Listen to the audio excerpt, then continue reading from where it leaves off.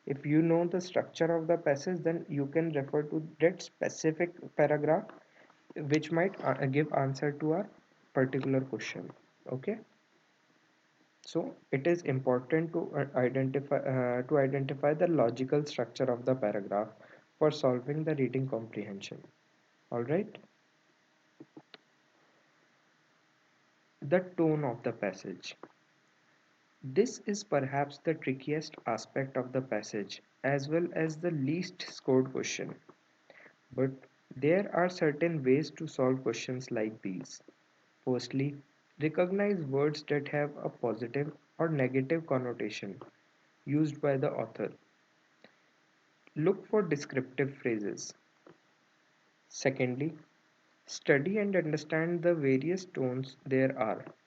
Some of the most common tones are acerbic, biased, dogmatic, optimistic, humorous, grandiose, and introspective. These are only few tones. These are only a few. Tones are many. Authors may have a neutral tone and sometimes mixed tone. So it is important that you know the meaning of all these tones, and I also identify the other tones so that when the options are given against question regarding the tone of the passage, you are able to correctly identify those tones. Okay. Then comes drawing inferences. Inference, simply explained, means that which was not explicitly stated but must be true. It must be a direct logical consequence of what the passage stated. Being able to draw inferences is an important exercise, as this also forms a major part of the logical reasoning sector. So, if you are able to draw the inferences correctly, then you are able to answer the questions correctly. Okay? How to get better at reading comprehension? As reading comprehension is one of the most important topic, therefore it is very important to practice it. Okay,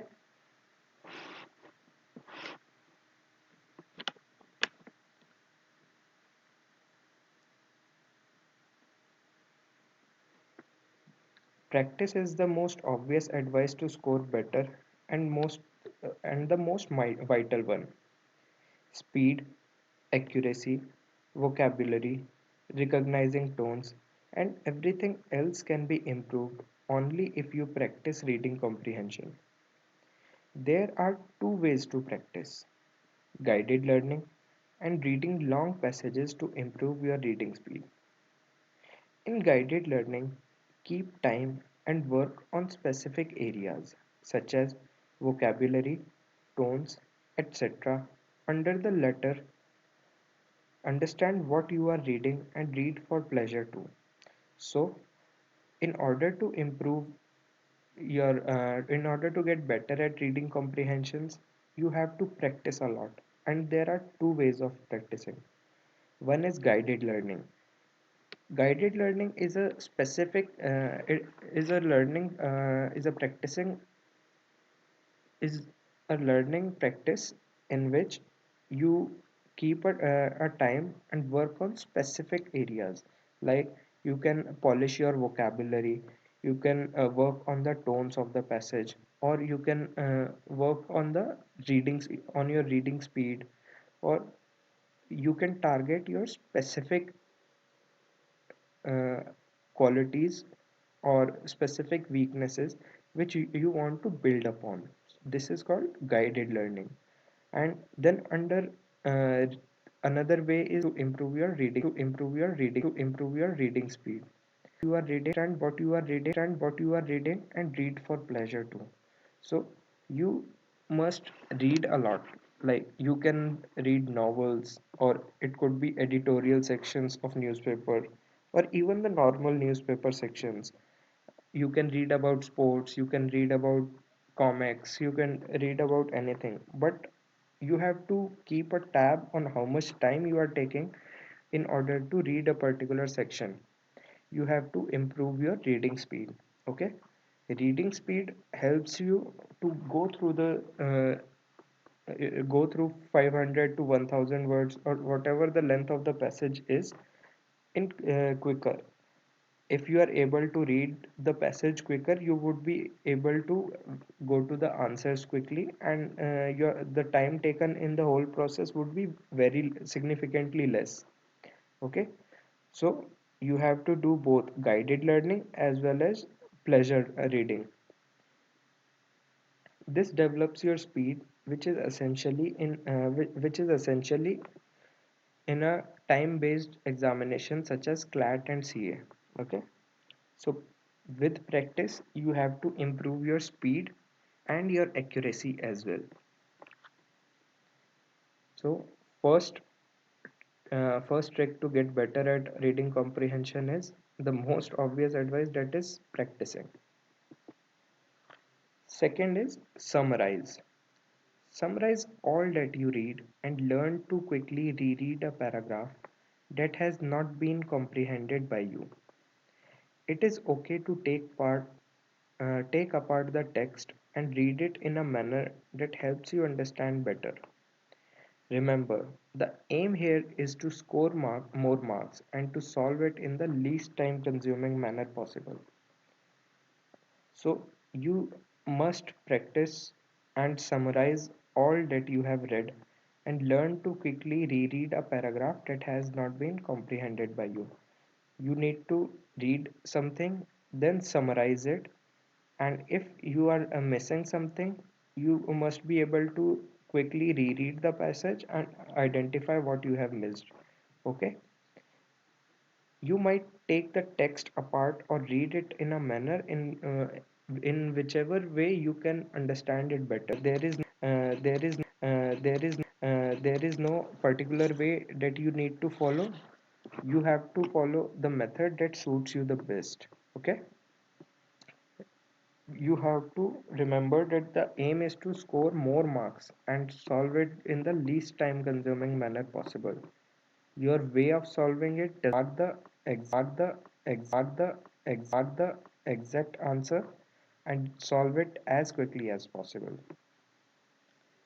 Then the third trick to improve your reading comprehension section is improve your reading speed.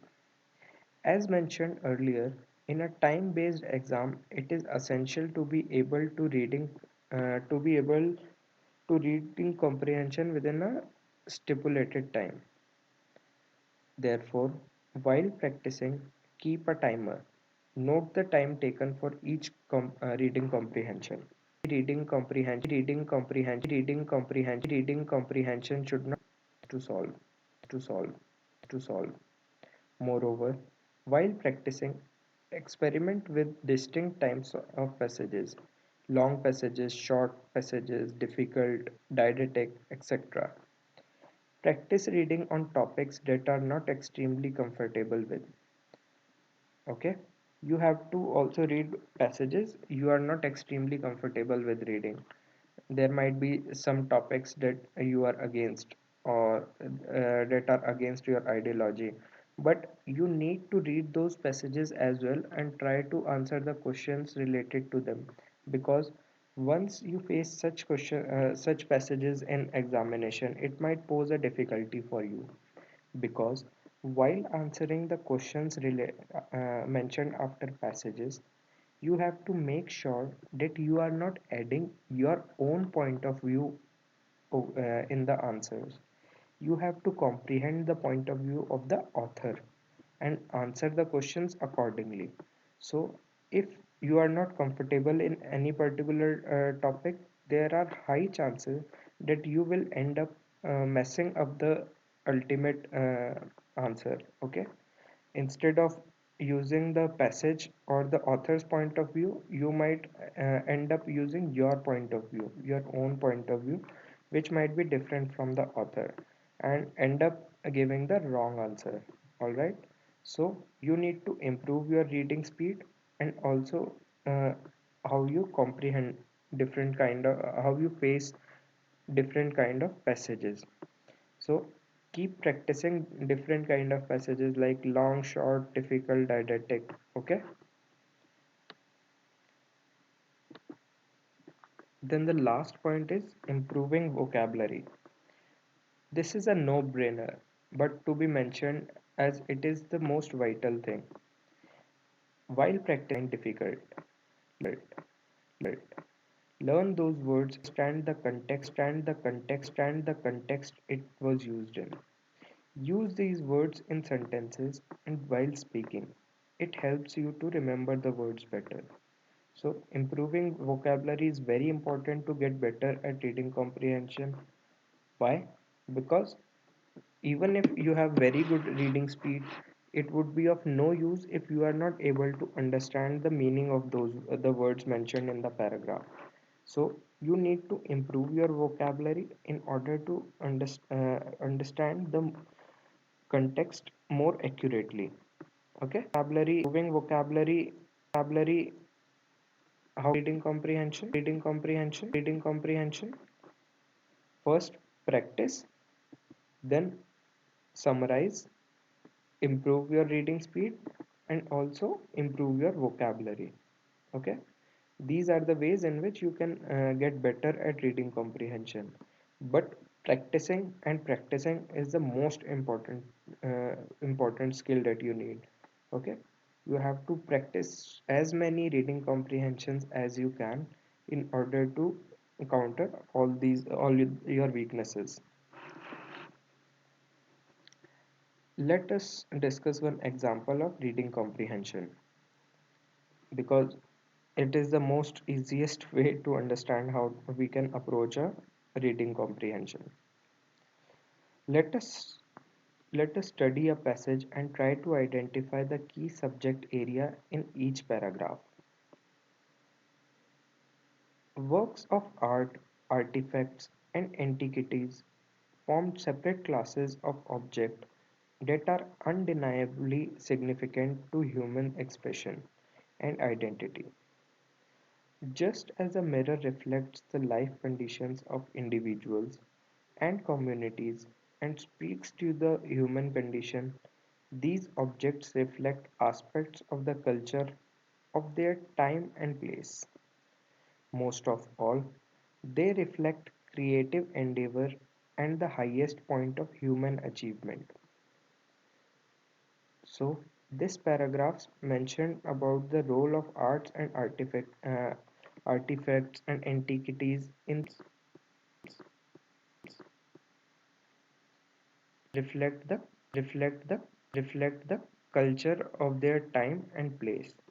Most of all, they reflect creative endeavor and highest point of human achievement. Okay, these are the main points mentioned in paragraph 1. A cultural object is defined by the significance it has for states, individuals, non-state entities, and groups. It may embody archaeological, ethnological, or historical information about the creative process and about the identity of the group responsible for its production. Regardless of whether the object achieves recognition beyond that group, culture makes identity conceivable and converts longing into belonging and solidarity. Both property and heritage have been used to describe the relationship between a particular social group and the objects they have value. But heritage is more neutral term of the two. Property and heritage uh, are used to describe the relationship between particular social group and the objects they value. And usually we use heritage. Rather than denoting the international community as a title holder or justifying an unfettered art market, the concept cultural heritage of all mankind reflects a common concern that requires a common international commitment to preserve, protect, and keep safe. States and national legal norms carry most of the responsibility for the protection of the cultural heritage within their own territories and within territories occupied in wartime. The intercontinental trade in art has been a feature of the recorded development of the art market ever since its inception 5,000 years ago. Art and cultural objects are rather easily caught up in the quest for an instant personal history and a sense of belonging. The misappropriation of art and cultural objects is shockingly high. The prosperity of trafficking networks updates. It seems sensible, therefore, to define trade broadly so as to include legitimate, illegitimate, and illicit trade. A state that benefits from the trade is unlikely to prioritize strict regulation. Therefore, the unethical, immoral trade is not necessarily critically illegal in every market state, even if it tends to be so in the source state. Research on the effects of global legal pluralism on the resolution of disputes involving the ownership and restitution of art and cultural objects has highlighted the absence of uniform law and the social and legal factors that hamper the achievement of harmony. The effect of private international law argument in litigated art and heritage claims continues to deserve close observation and study. The simultaneous application of different legal systems in one claim and the competing claims and worthwhile area and scholarly interest in this area has been significant. To be updated constantly because the contemporary context of restitution is so dynamic. This is the complete paragraph that is given. Okay,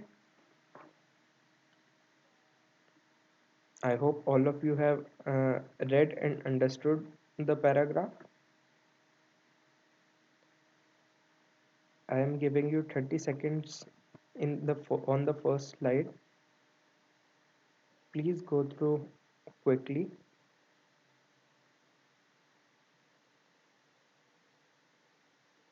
If you have missed anything, please read it again. I am giving you some time.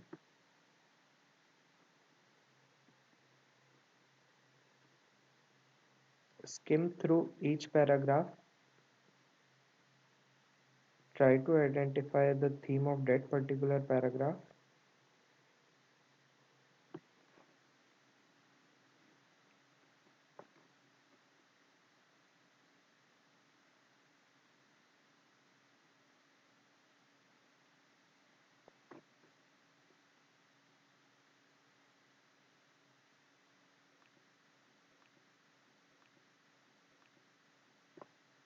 This is just an example, so you can take some extra time as well. Okay.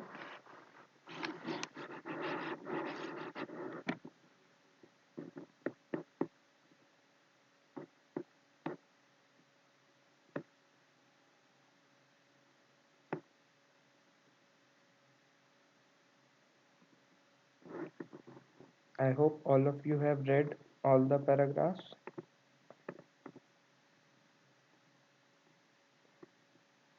Now I am moving to second page of this paragraph. Okay. This is the second page. If you might have missed anything while I was reading, please go through it now.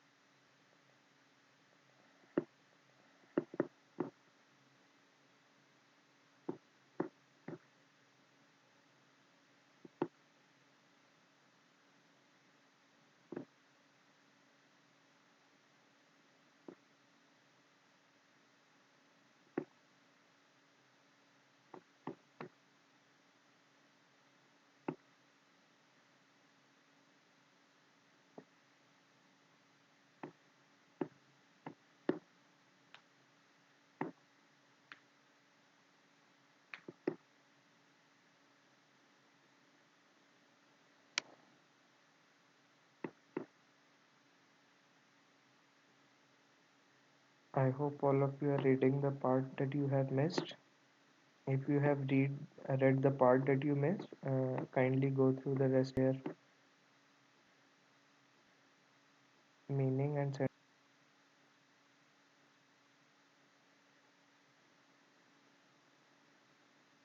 you have to make it a practice to make notes while you are reading.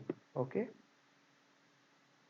this helps you to jot down the points related important points related to each paragraph.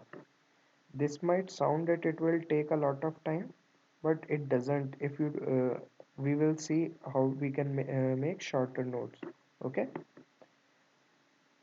if you make notes, it would be easier for you to identify the exact part in which you might find answer for your question. Because after marking the answer as well, you must read the line once more in the paragraph where the answer is mentioned or from where you have derived the answer in order to confirm that you have marked the right answer. Okay, so while reading, make notes about each paragraph.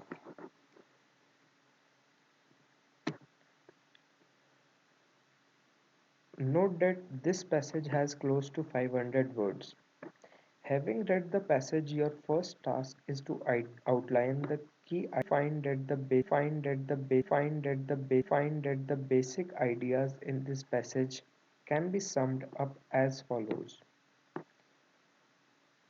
Works of art, artifacts, and antiquities are integral to the cultural identity of communities. The international community as a whole is responsible for the safety and upkeep of these items of immense value. Intercontinental trade has been observed as part of the art market from the start. Cultural objects are used to create a sense of illicit trade is widespread and not illegal in all nations. There is a lack of uniform law regarding ownership and restitution of cultural property. Research has to be updated constantly in keeping with the dynamic context in which. So these are the major points of the passage. Okay, so while reading the passage, we will note down these points because these are the crux of the passage. You will notice that the summary of each paragraph is one or two sentences long. There are two aspects to this. Firstly, you have very little time to tackle each question, so writing long descriptions is not an option. Secondly, a brief summary is a reflection of your understanding. To jot down the most relevant issues that shows that you have understood the passage properly.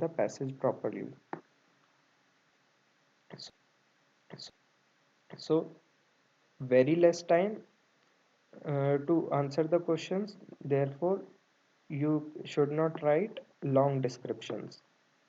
Secondly, brief summary reflects your understanding. Therefore, jot down the most relevant issues in concise manner that shows that you have understood the subject matter of the passage properly. Okay, these are the two aspects that you need to keep in mind. It is important that it may be possible that you are seriously time strapped when you arrived at this section. In such a situation, writing down whole sentences is not a viable option. The best way to go is to note down the keywords in a systematic manner. The basic ideas can be noted down in this case as first, uh, antiquities, integral cultural identity, international community, responsible safety upkeep. Style of, ma- ma- style of, ma- ma- style of, ma- ma- style of, ma- ma- making notes. Okay, see, I have, see, seen this style before as well. This is also taught in our English syllabus, I think in 8th or ninth class, how to make notes. So what you do is skip the prepositions and all the unnecessary words and just write the important words in systematic manner, that you can get the gist of the meaning, you can get the gist of the sentences by writing only a few words. So instead of writing the whole sentences like artifacts, antiquities are integral to cultural identity of communities, we have just written, uh, sorry, we have just written three words: antiquities, integral, cultural identity. That antiques and antiquities are integral to cultural identity. Then uh, the international community as a whole is responsible for the safety and upkeep of these items of immense value. How we can write it in short? International community, responsible, safety and upkeep. Okay, so these few words are able to show the same meaning as these two whole sentences. Okay, therefore when you have less time, you must write uh, the you must write down the summary in this manner. Okay, similarly, second point can be written as intercontinental trade, art market, sense of belonging. So intercontinental trade in the art market creates a sense of belonging. Okay, then the third sentence, that is illicit trade in cultural objects is widespread and not illegal in all nations. It can be written as illicit trade, widespread, not illegal everywhere. So these few words have same meaning or convey same meaning like this whole sentence. Then sentence, there is a lack of uniform law regarding ownership and restitution of cultural property. This can be written as no uniform law, restitution, cultural property. Research has to be updated constantly in keeping with the dynamic context in which this idea is present. This can be written as research, update, dynamic context. So these few sentences or words are able to give us the same gist as these whole sentences. So you must uh, practice a lot of reading comprehension and make notes in this manner so that they are less time consuming but equally effective. Comprehension questions is to compel you to think and analyze instead of simply locating an answer already mentioned in the text. There can be numerous questions which arise out of this passage, the answers to which are not explicitly mentioned in the passage. You must understand that there might not always be a perfect answer in the option. You must, by principle, always choose the answer that is most appropriate. So, it is not necessary that let us start from beginning only. The purpose of reading comprehension is to compel you to think and analyze. The days of simply locating the answers in reading comprehension or in the passage are long gone. Now you have to understand, think, and analyze the text mentioned in the reading comprehensions. There can be numerous questions that arise out of this passage, but if you understand the meaning, uh, but the answers to them are not exactly mentioned in the passage. You have to understand the passage and then find the most perfect answer in the options. You must, by principle, always choose the answer that is most appropriate. You might find a question for which two or three options Out of all mark, you have to mark the most appropriate answer. Okay, most appropriate option which will fit with the question. Okay, this must be perfect answer. So out of the three suitable answers, you have to mark the most suitable one. Now let us consider some questions. I hope you remember the meaning of the paragraph. What is meant by pluralism in the context of this passage? What is meant by pluralism in the context of this passage? Now, where is pluralism mentioned? You have to locate the word.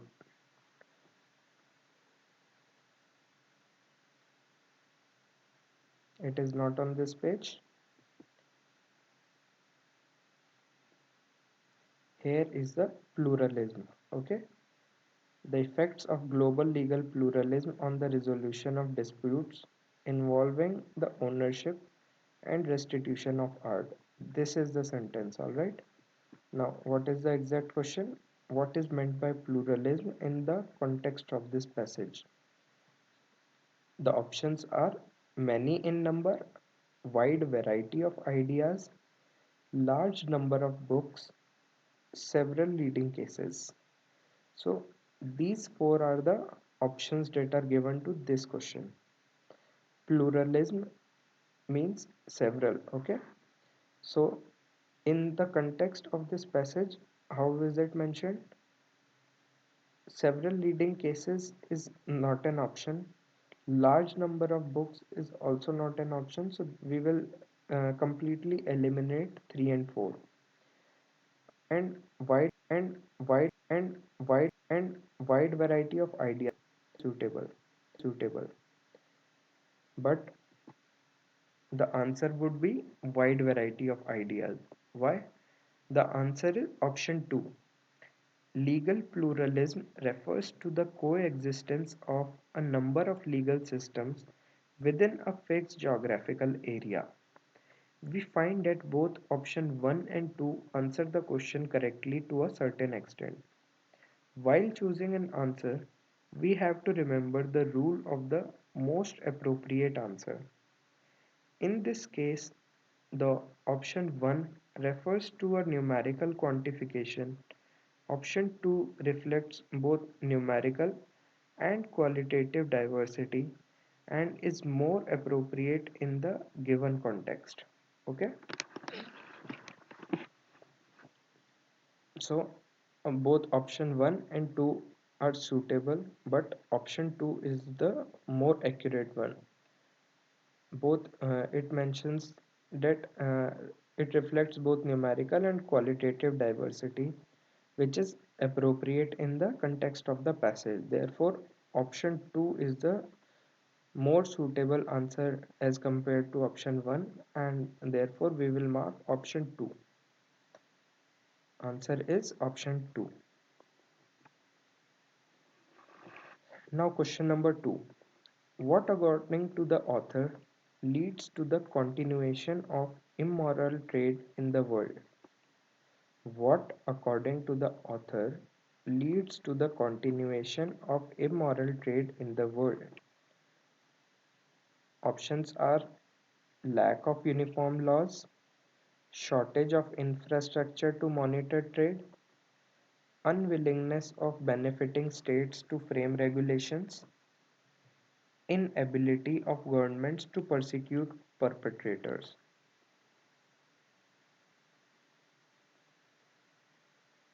So, what according to the author leads to the continuation of immoral trade in the world?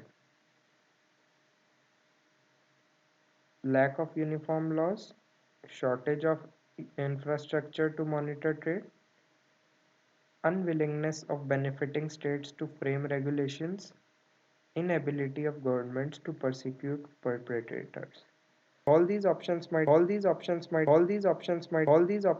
seem correct to you, they might meet your expectations, but remember, you have to answer this according to the author, what the author has mentioned in the passage.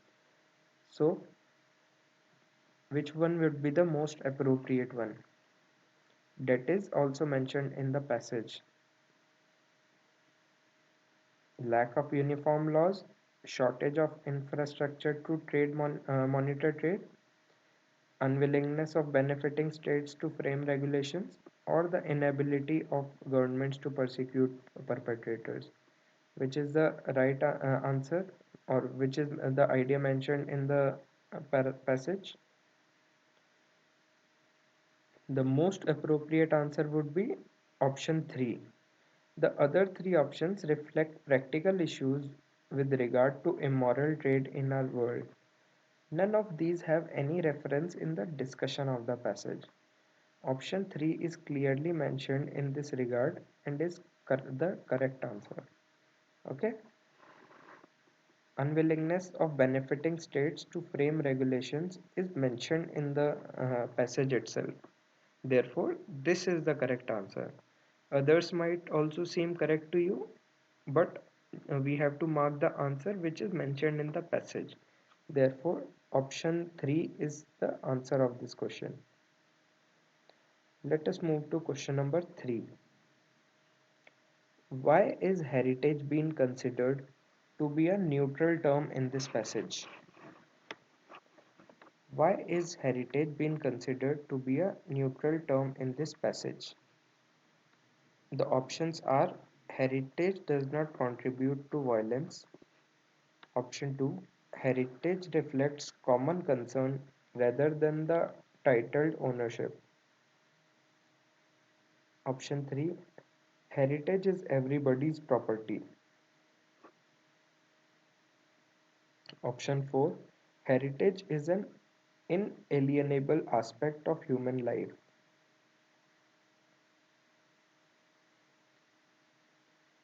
Which answer is the correct one? Why is heritage being considered to be neutral term in this passage?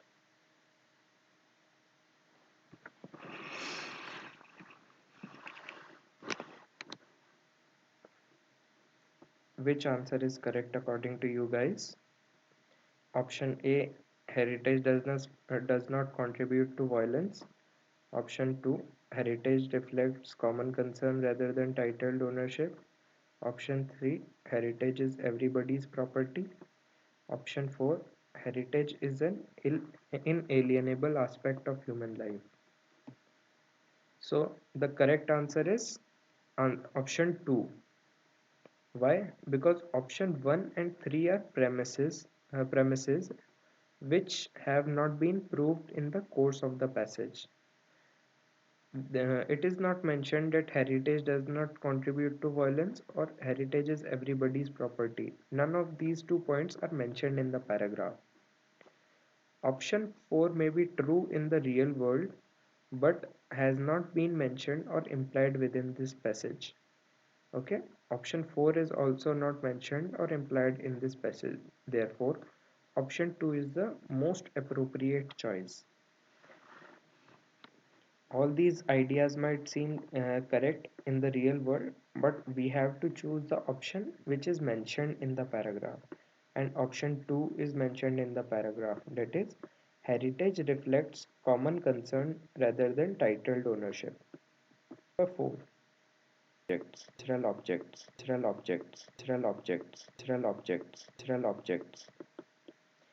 Which of these is not a feature of cultural objects? Cultural objects can have a link with personal history. Cultural objects are entwined with human expression. Cultural objects bear testimony to human achievement. Option 4. Cultural objects have led to the creation of parallel economy.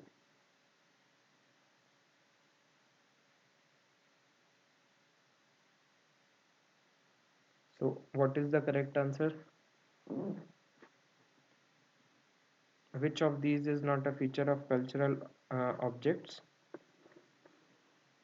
We have to identify the feature which has not been discussed in this paragraph. Okay, try to remember or refer to your notes whether cultural objects can have a link with personal history, cultural objects are entwined with human expression, cultural objects bear testimony to human achievement, cultural objects have led to the creation of parallel economy. Which of these statements is not mentioned in the paragraph?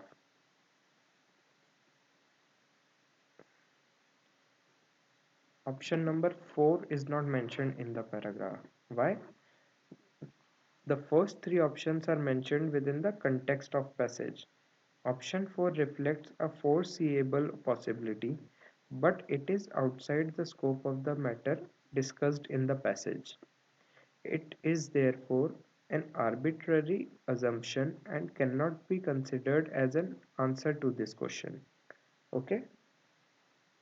This option 4 is not mentioned anywhere or discussed in the paragraph. Therefore, it is a feature. It is not a feature of the cultural objects. Okay. Therefore, the answer is option 4. Question number 5. What is the relationship between the two sentences in the second paragraph? What is the relationship between the two sentences in the second paragraph? The first sentence describes the effect of the cause stated in the second. The two sentences reflect independent causes. The second sentence describes the effect of the cause stated in the first. The sentences reflect independent effects. What is the answer of this question? We have to refer to the second paragraph.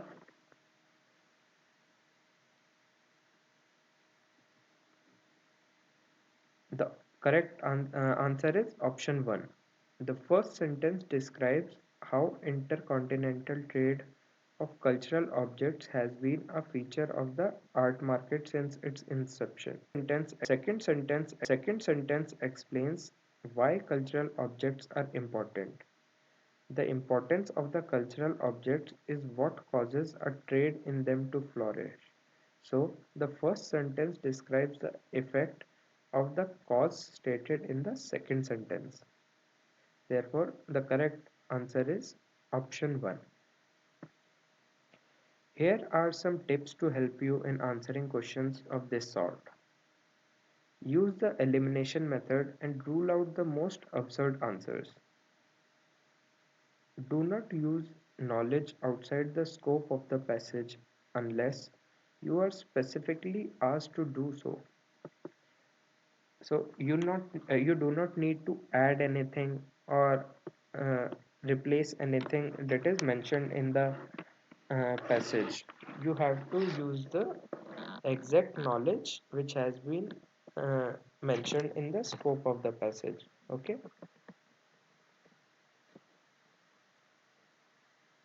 Use the elimination method and rule out the most absurd answers. You have to use the elimination method and rule out the options which are not at all related to the question. Glance through the relevant paragraph once more before selecting an option. So, once you have identified the answer to the question, please glance through the paragraph so that you can confirm whether you have marked the right answer or not. This has to be done quickly, therefore, the notes are important because the notes help you identify where exactly so you can quickly glance through the relevant paragraph and select the right option. Decide on the appropriateness of an answer in view of the discussion of the passage and not your own ideas on the subject. This we have already discussed that the appropriateness of the answer should be according to the discussion of the passage and not according to your point of view.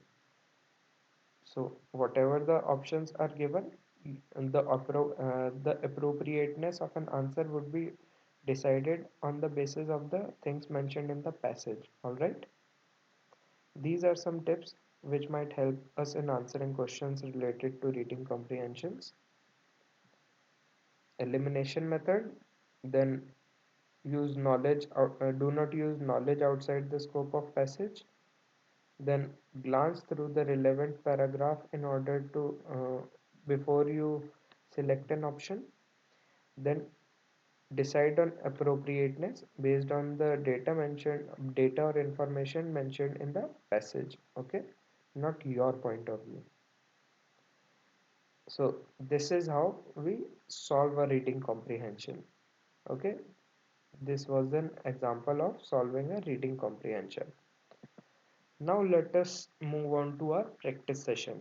As you know, nothing can be achieved in these competitive examinations without practicing. So we will be practicing a few paragraphs today as well. Practice question 1. Directions. Read the passage carefully and answer the questions given beside it. Please read the passage carefully, and we will get to the questions after you have read and made the notes. Okay. Now I won't be making any notes. You have to make the notes on your own. I have already explained to you with the help of one passage how we can go about in solving a passage. So read through it, read through it, read through it, and will also read along with you. But you have to make the notes. All right. It is difficult to compare countries because various factors such as size, culture, history, geography, natural endowments, geopolitics, and internal polity come into play. There are some goals which can be achieved by smaller countries, but sometimes smaller countries find it difficult to embark upon certain big technological plans even if they have the funds because the size of the domestic market is too small. If we consider the bigger countries, the closest comparison to India is though there are many crucial differences.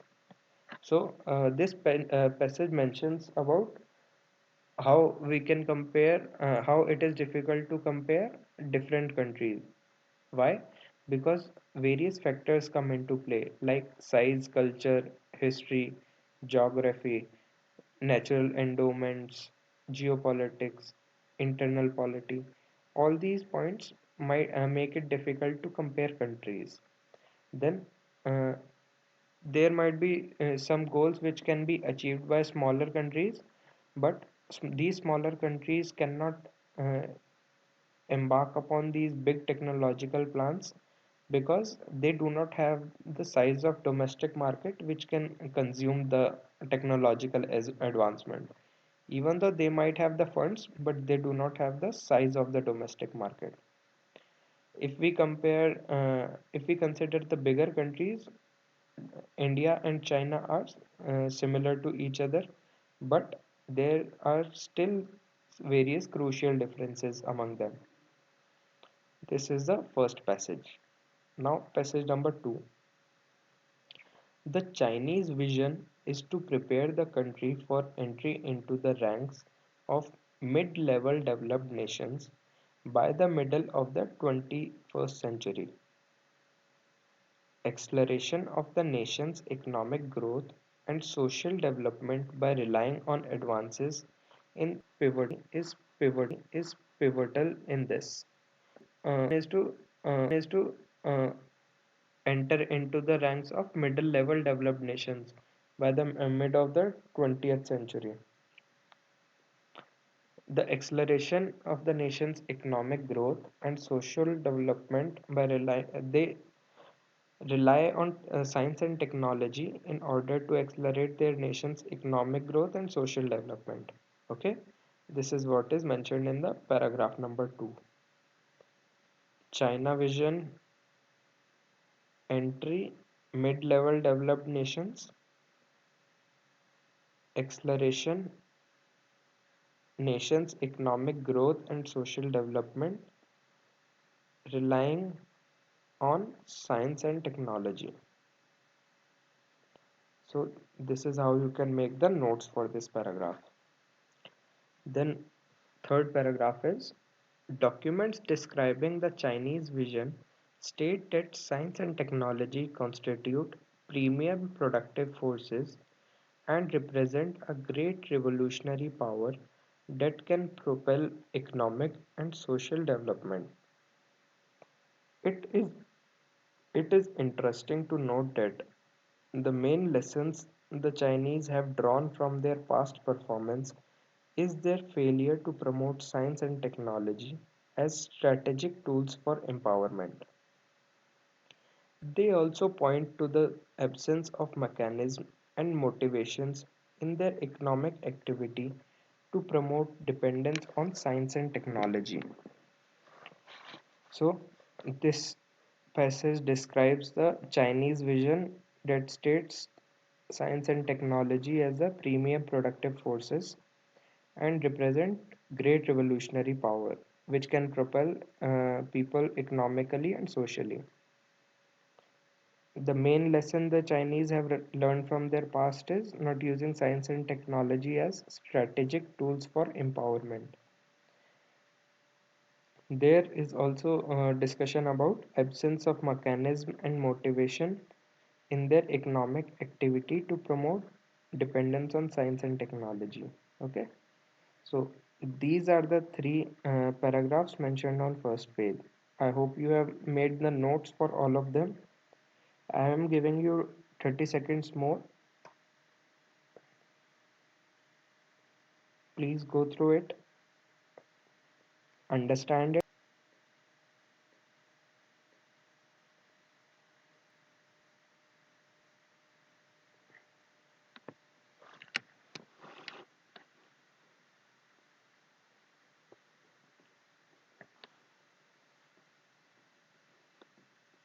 There is still page number 2 which has a part of this message, this passage. So um, complete this page, then we will move on to second page.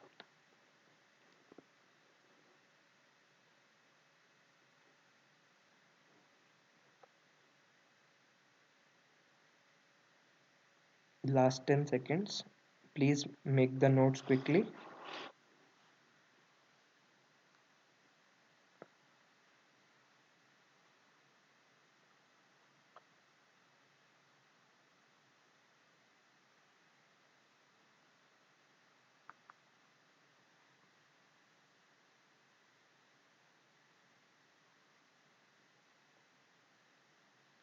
I am moving on to page number 2 of this passage.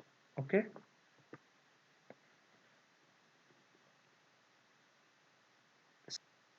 Similarly, their scientific and technological oriented towards they they they conclude that a large number of scientific and technological achievements were not converted into productive forces as they were too far removed from China's immediate economic and social needs. So, they hold that their scientific and technological efforts were not oriented towards economic growth. Okay, although there were scientific and advancements, but they were not aligned with their economic activities. Therefore, they did not contribute towards economic growth. Consequently, they conclude that large numbers of scientific technological achievements were not converted into productive forces. So, as the technological advancements were not related to were not aligned with the economic growth, it resulted in less productive forces, which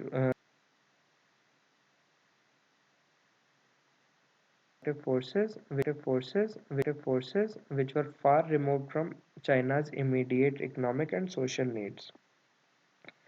The Chinese vision is therefore aimed at exploiting state-of-art science and technology to enhance the nation's overall power and strength, to improve people's living standards, to focus on resolving problems encountered in large-scale industrial and agricultural production, and to effectively control and alleviate pressures brought on by population, resources, and the environment.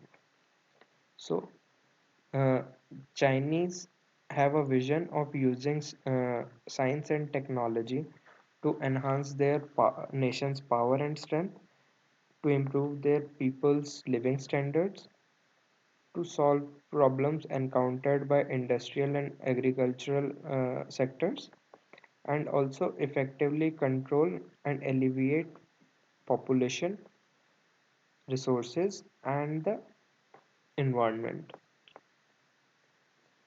By the year 2000, China had aimed at bringing the main industrial sectors up to the technological levels achieved by the developed countries in the 1970s or 80s, and by 2020 to the level they would have attained by the early 21st century. So the goal set by China was that by year 2000 they will bring the main industrial sectors up to the technological levels which were achieved by the developed countries in their 1970s and 80s.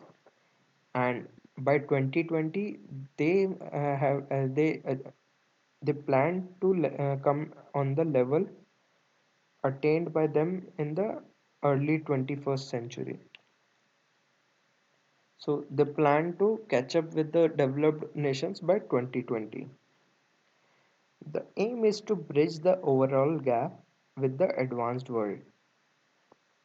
There is a special emphasis on research and development of high technologies that would find defense applications. Uh, as we all know, but as has been mentioned in the paragraph, there is special emphasis on research related to defense sector. Okay, some of these critical for improving the features of conventional weapons. So they have used technologies to improve features of conventional weapons. Some technologies are meant for enhancing future military capabilities. So some technologies are meant for enhancing future military capabilities. Other efforts are aimed at maintaining the momentum to develop capabilities for cutting-edge defense technologies. Other efforts are aimed at maintaining the momentum to develop capabilities for cutting-edge defense technologies. They call for unremitting efforts in this regard with the aim of maintaining effective self-defense and nuclear deterrent capabilities and to enable parity in defense, science, and technology with the advanced world. They call for unremitting efforts in this regard with the aim of maintaining effective self-defense and nuclear deterrent capabilities and to enable parity in defense and technology with the advanced world. So they are using science and technology to come with parity with the advanced world uh, in terms of their defense and nuclear capabilities. So this passage discusses what China aims to achieve with the science and technology, and what were its aims, and how it is using science and technology to improve its defense and military capabilities. Okay, these are the major ideas discussed in this paragraph. So this is the second part of the paragraph and it was discussed. This was the first. This is the second. If you need to make any notes, I am giving you some time. Please Skim through the passage once more.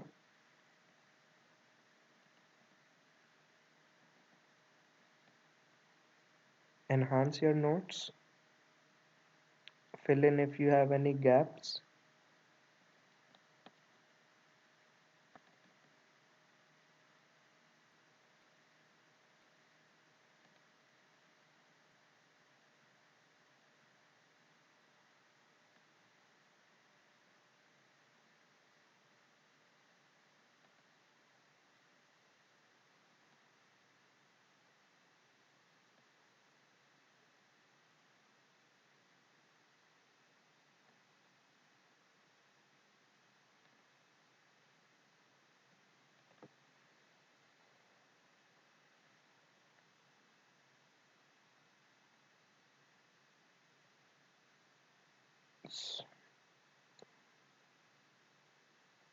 I hope you have all read the whole passage. Now let us move on to the questions. Question number 1. Comparison between two countries becomes difficult because countries differ in their internal political systems. Each country has its own demography. The countries with homogeneous backgrounds are many in number.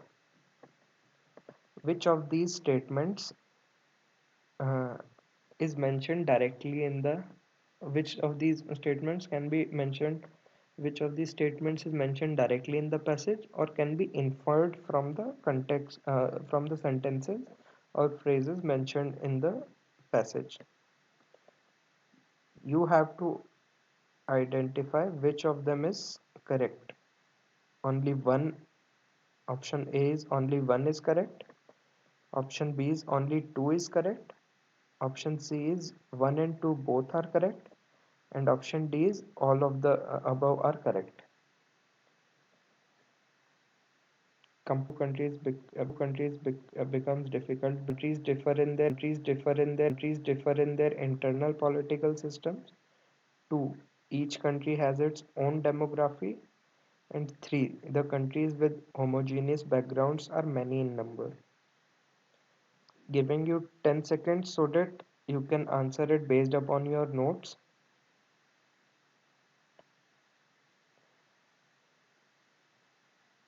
Then we will discuss the answer. I will also open the passage.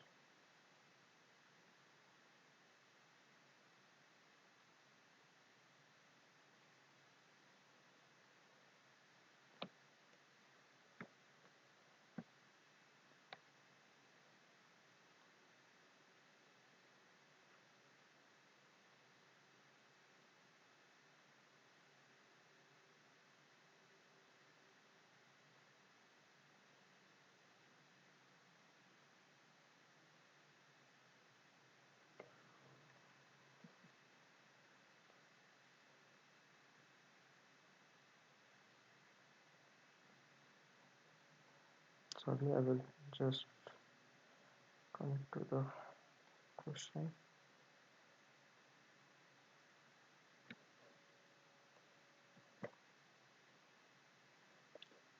So this is the question. Comparison between two countries becomes difficult because the countries differ in their internal political systems. Each country has its own demography. The countries with homogeneous backgrounds are many in number.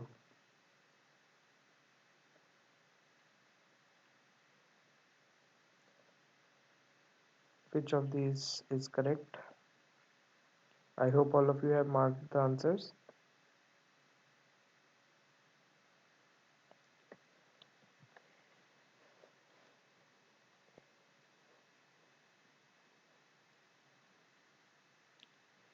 The correct answer is option C.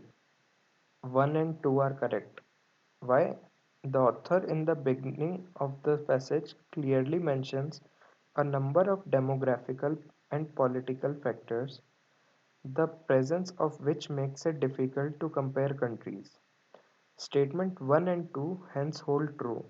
However, statement 3 can't be inferred from the passage. Therefore, Option C is correct answer. The option number 3, that is the countries with homogeneous background are many in number, cannot be inferred from the given passage. Therefore, only first and second are true, and our correct option is option C, 1 and 2.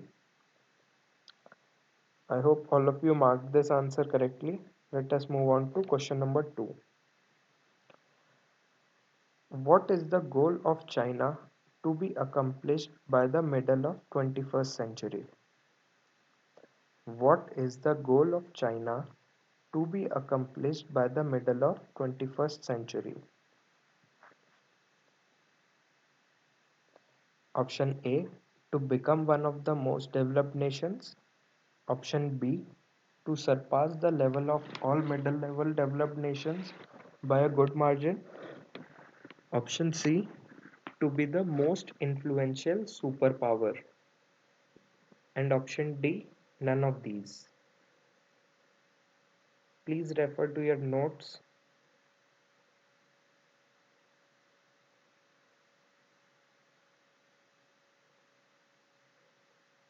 and try to answer this question. The goal of China was mentioned in paragraph 2. Okay, so what is the goal of China to be accomplished by the middle of 21st century? What is it?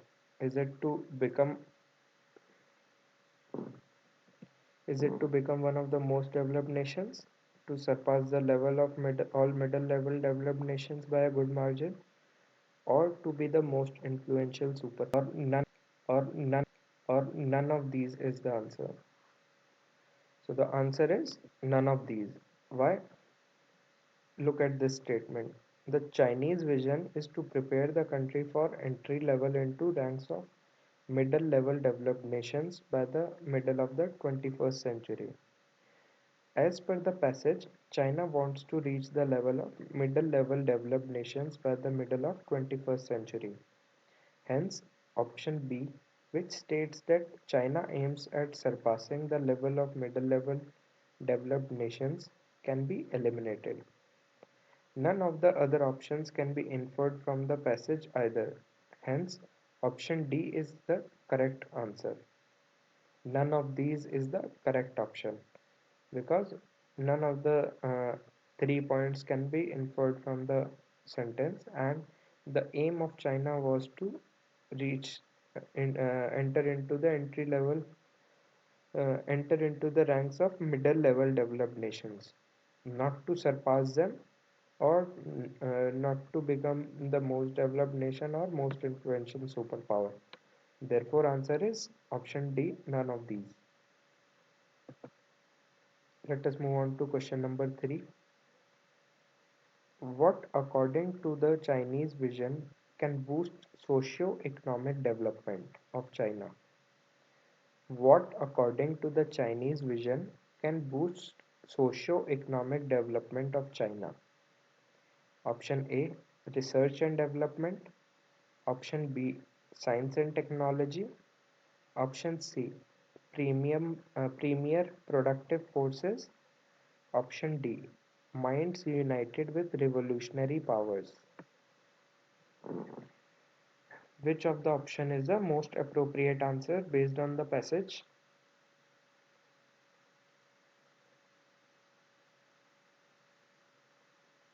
I am giving you 30 seconds.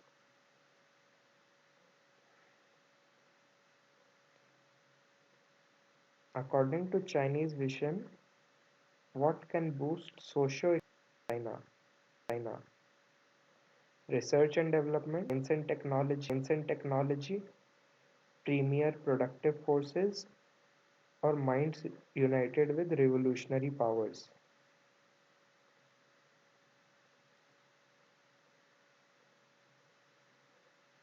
This is the second page of the paragraph.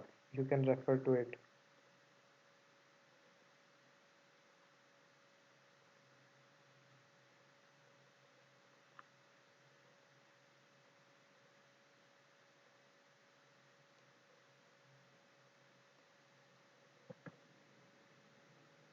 I hope you found the answer to this question is option B. Option B, science and technology. Documents describing the Chinese vision state that science and technology constitute premier productive forces and represent a great revolutionary power that can propel economic and social development. So, science and technology are science and technology can boost socio-economic development of China. Okay, it can be easily inferred from the reference that the author regards science and technology as premier productive force for socio-economic development of China. Therefore, option B is the correct answer.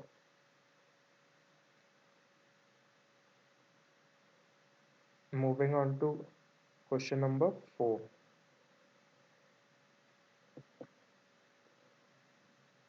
Which of the following fields has particularly been valued by China? Which of the following fields has particularly been valued by China?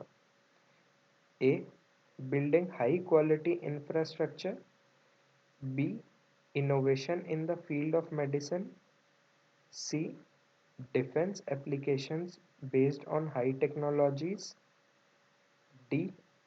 Agricultural production. Which of the following fields has particularly been valued by China?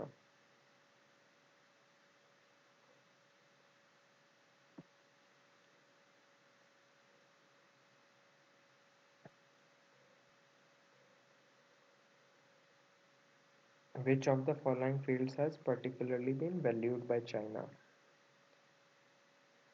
It is clearly, the answer of this question is clearly mentioned in the last paragraph. If you have read this paragraph, if you have read this paragraph with concentration and understood it, then you can easily answer the question.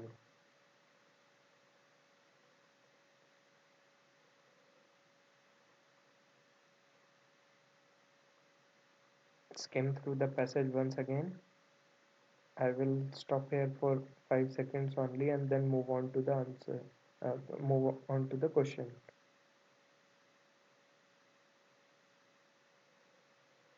I hope you have found the answer. Now look at the options and you can mark the correct answer.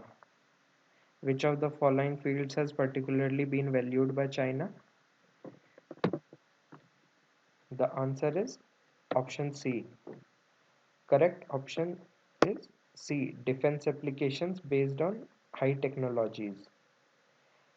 There is a special emphasis on research and development of high technologies that would find defense applications. Okay, it can be easily inferred from the reference that it is the development of defense applications based on high technologies which is specifically given importance by China. Therefore, option C is correct answer. Option C, defense applications based on high technologies is correct answer of question number 4. Let us move on to question number 5. Chinese identified as the pitfall or pitfalls from their past. Which of the following have Chinese identified as the pitfall or pitfalls from their past? First, lack of orientation of science and technology towards economic growth. Second, lack of mechanism in their economic activities to promote use of science and technology. Third, excessive emphasis on science and technology as a strategic measure for empowerment. Which of these three statements is correct?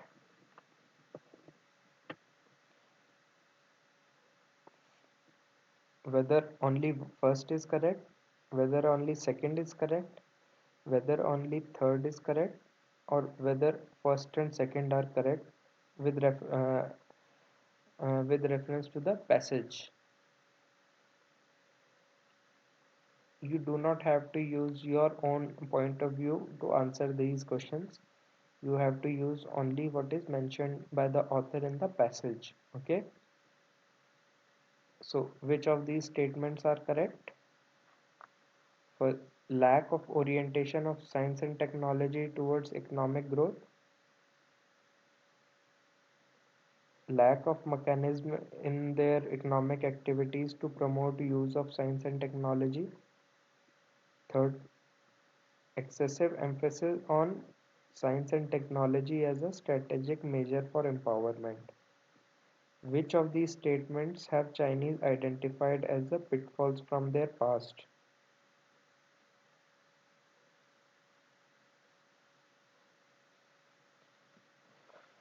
Refer to your notes. This was a sentence mentioned in the passage directly. Okay, so it is a very easy question. Giving you 5 seconds more.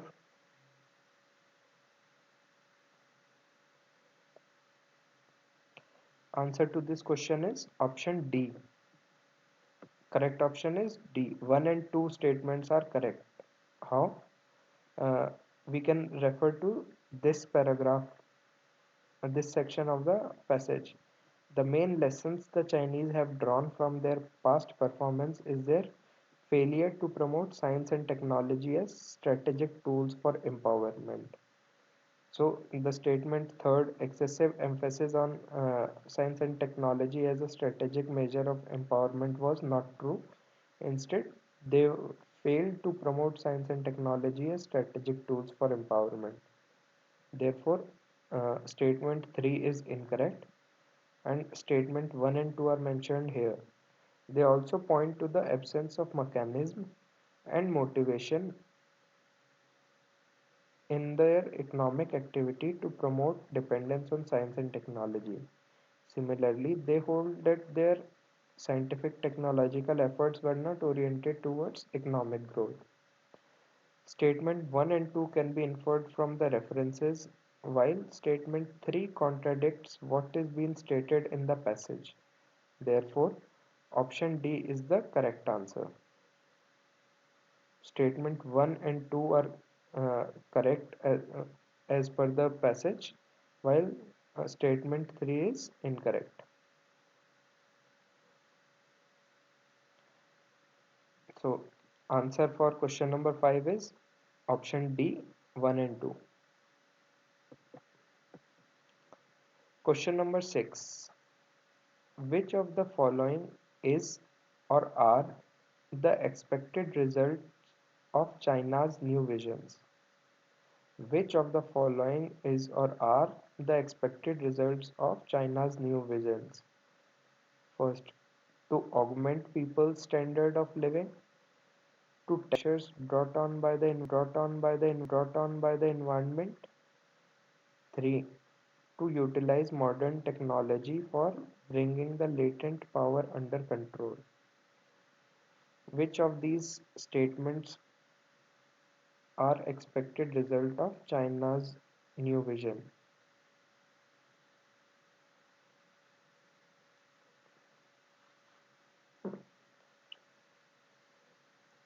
Statement 1, to augment people's standard of living. Statement 2, to tackle effectively pressures brought on by the environment. Option 3, to utilize modern technology for bringing the latent power under control. Please remember that you do not have to use your own point of view, but what is mentioned in the passage itself. Which of these statements is correct? Whether 1 and 2 are correct, whether second and third are the correct statements, whether first and third are the expected results, or all the three mentioned above are expected results.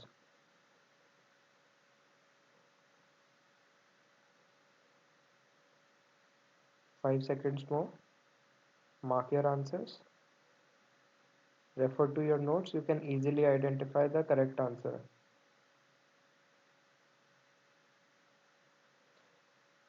The correct answer is option A. Why? Look at this text from the passage. The Chinese vision is therefore aimed at exploiting state-of-art science and technology to enhance the nation's overall power and strength, to improve people's living standards, to focus on resolving problems encountered in large-scale industrial and agricultural production, and to effectively control and alleviate pressures brought on by population, resources, and the environment. So, statement 1 and 2 can be easily inferred from the reference, is nowhere mentioned in the option A is the correct answer.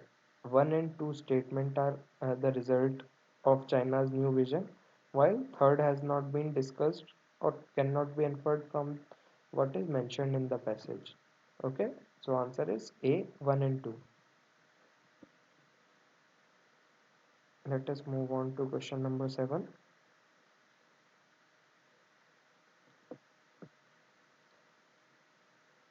Why can't smaller countries take up big technological planning?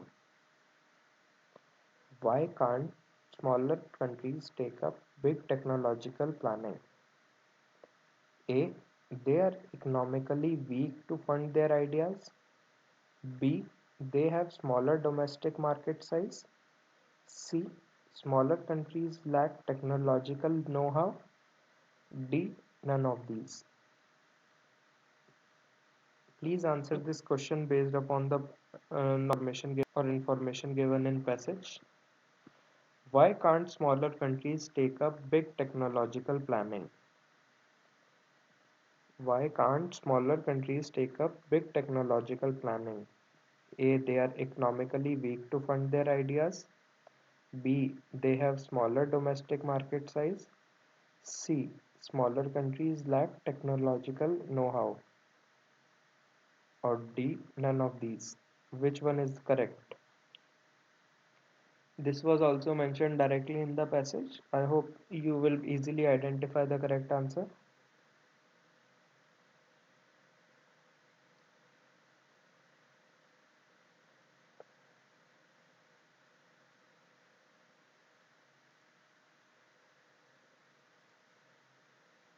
So the correct answer is option B.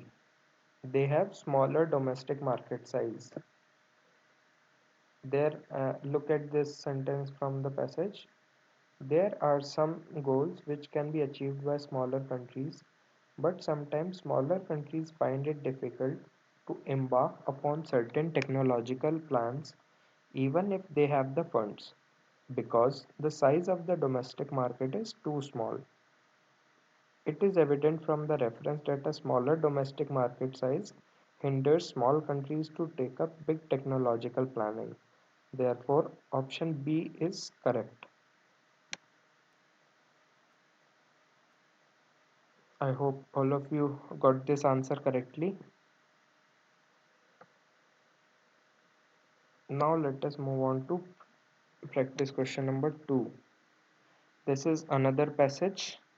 The questions related to practice question 1 or passage 1 have been solved correctly. Now we will discuss another passage. Read the following passage carefully and answer the questions given below it. Please follow the similar rules that we followed with the first passage. Read it, make notes. Okay? From the first passage, you might have understood what kind of notes would be helpful for you. Therefore, read the passage as well as make the notes. After the liberalization, globalization, and the consequent changes in the new international economic order, as well as new information technology order, A new catchphrase is being coined, a new health order. Talking about setting it up is the theme of the WHO sponsored International Conference on Primary Health and Medical Care, currently being held in Milan in Italy. While much has been said and written on establishing new order, little has actually been done. Will the conferees at Milan too swear by the new health order, go home and then forget about it, while the present medical and healthcare setup in poor countries further entrenches itself? Does not have to be the fate of the radical resolutions that will undoubtedly be passed at Milan. Unlike creating a new world economic or information order, establishing a new health setup essential essential a matter for individual countries to accomplish. No conflict of international interest is involved, but this advantage is, at least until it begins to take concrete shape, only theoretical. The million dollar question is whether individual third world governments are able and willing to muster the will and the resources, the administrative and other infrastructure to carry out what is entirely within their power to attain and implement. So, the first part of this passage is talking about the new health order. It discusses about the theme of WHO sponsored international conference on primary health and medical care, which is held in Milan, Italy.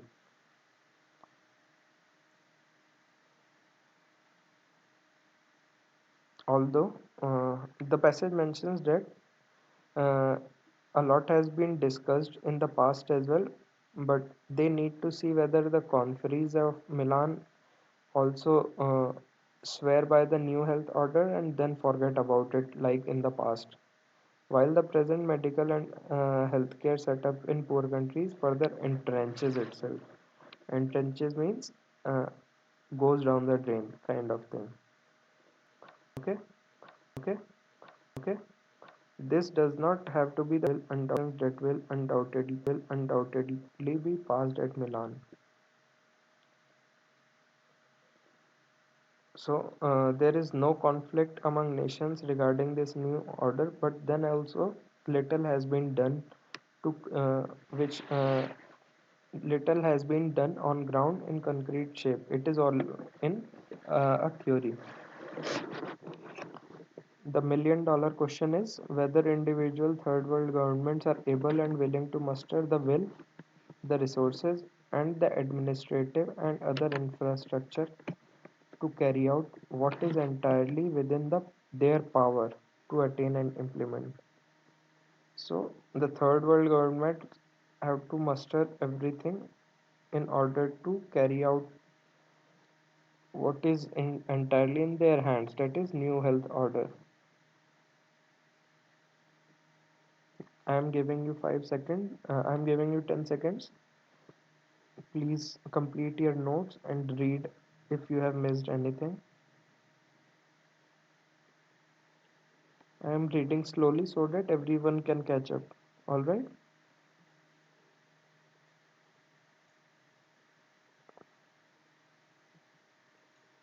Those who are able to read it quickly, please work on your notes in the meantime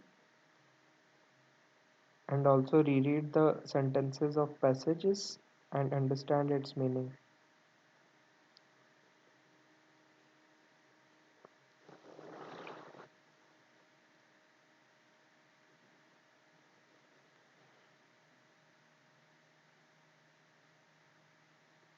5 seconds more, then I will move on to part 2 of this passage.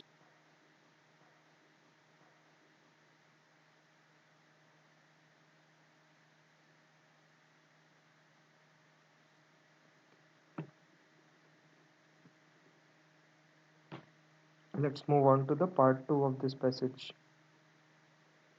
I hope all of you have made your notes.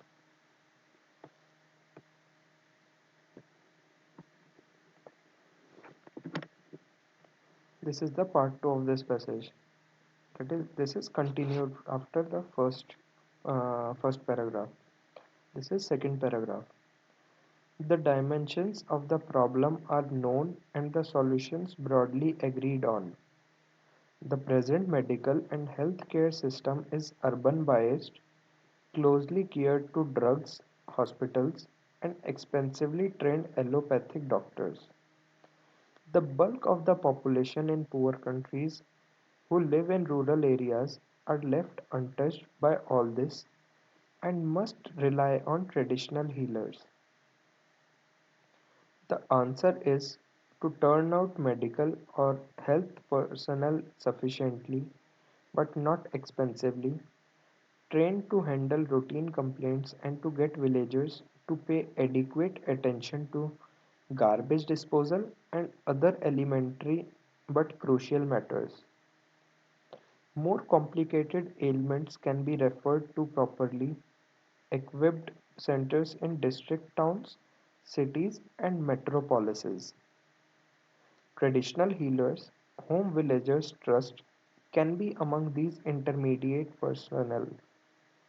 Some third world countries, including India, have launched or are preparing elaborate schemes of this nature, but the experience is not quite happy. There is resistance from the medical establishment, which sees them as little more than licensed quackery, but is not prepared either to offer condensed medical courses, such as the former licentiate course available in this country, and unwisely scrapped. There is the question of how much importance to give to indigenous system of medicine. And there is the difficult matter of striking the right balance between preventive healthcare and curative medical attention. These are complex issues, and the Milan Conference would perhaps be more fruitful if it were to discuss such specific subjects. So, uh, the first line mentions about the dimensions of the problem are known and the solutions broadly agreed on. Present medical and healthcare system is only based in urban areas, and it is closely geared to drugs, hospitals, and expensively trained allopathic doctors. Okay, but most of the population in poor countries live in rural areas, and these hospitals expensively trained allopathic doctors are not available in these areas. These areas mostly rely on traditional healers. The answer is to could be to train sufficient number of medical health personnel so that they reach to these rural areas as well. But these expensively trained, but they should be trained to handle routine complaints and to get villagers to pay adequate attention to garbage disposal and other elementary but crucial matters.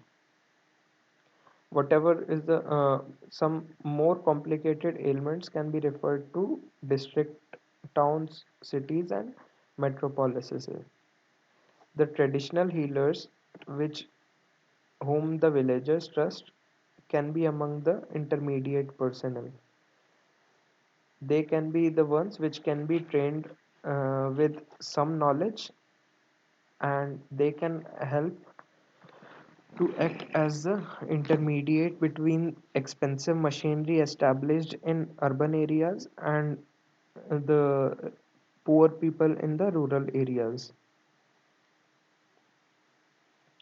Some countries have already, like India, have already launched such elaborate schemes, but the experience is not much happy. There is resistance from the medical professionals, and they do not respect these traditional healers and consider them as licensed quackery.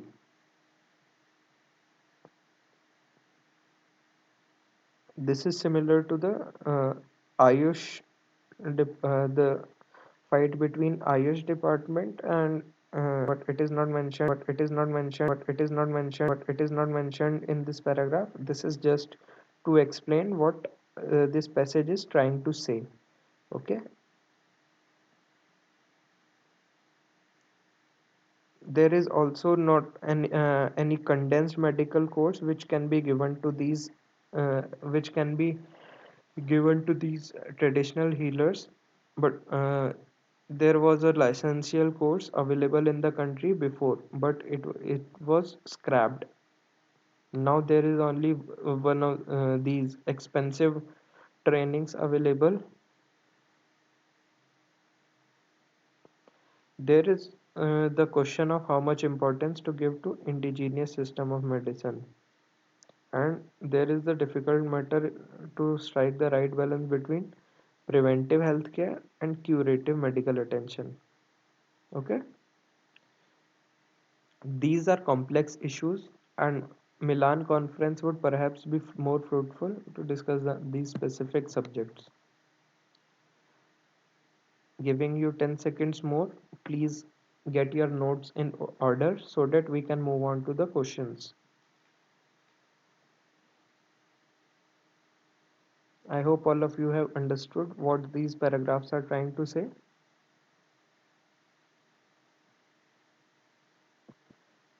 First paragraph tells us about what is the agenda of the Milan conference of WHO. Okay, it tells us about the new health order, what is the aim of it, and how to improve their health infrastructure. Then the second paragraphs tells us about the current situation in the third world countries or poor countries.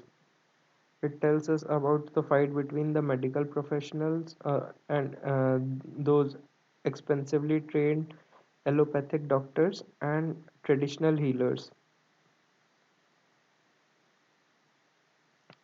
This paragraph discusses a solution which can help bridge the gap between the rural areas and the urban areas and provide the best healthcare facilities in these third world countries also.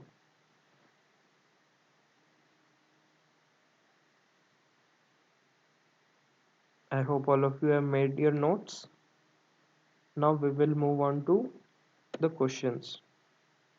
Question number 1. The author has reservations about the utility of the Milan conference because the author has reservations about the utility of the Milan conference because A. It is expected only to discuss but not decide upon anything. B. Earlier conferences had failed to reach any decisions. C. The medical profession is opposed to a new health order. D. While new orders are talked about and written about, not much is actually done. Which, according to you, is the correct answer? Expected to only to discuss but not decide upon anything. What are the reservations of author with the utility of Milan conference? B. Earlier conferences had failed to reach any decisions. C. The medical profession is opposed to a new health order. D. While new orders are talked about and written about, not much is actually done. Or E. None of these. Which is the correct answer?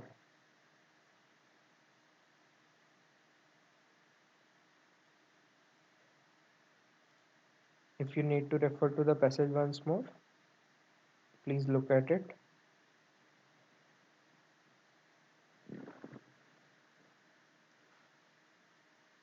The answer is mentioned in this page, this passage only.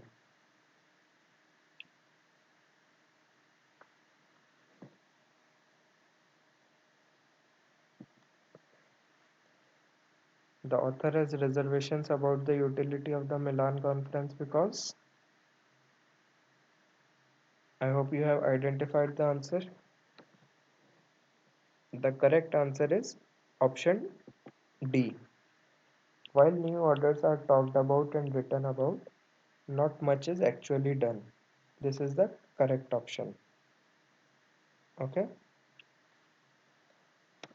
let's move on to question number 2. The contents of the passage indicate that the author is opposed to the contents passage indicate that the author is opposed to A. Traditional healers, B. Licentiate practitioner system of medicine, D. Hospitals, E. None of these.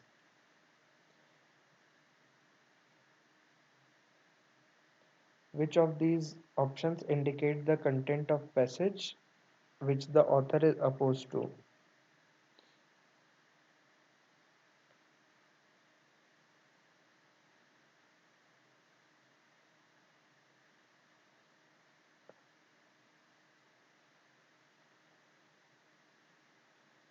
All of you have read the passage. Based on the contents of the passage, answer this question. What was the author opposed to? Whether the author is opposed to traditional healers, whether he is opposed to the licentiate practitioners, whether he is opposed to allopathic system of medicine or the hospitals, or none of these.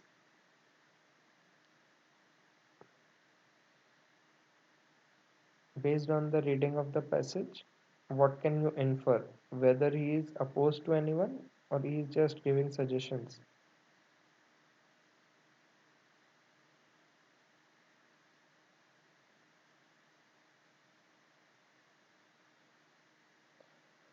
Answer to this question is the the the the author is not opposed to any of these. It has not been mentioned in the passage that author opposes any of these. He is just mentioning the he's only discussing about about the situation of both the traditional healers, licentiate practitioners, allopathic system of medicine, or the hospital. So, but he is not opposed to any of these. He is just highlighting the friction between these system of medicine, these different schools of medicine. Okay, so the answer is none of these. Let's move on to question number 3.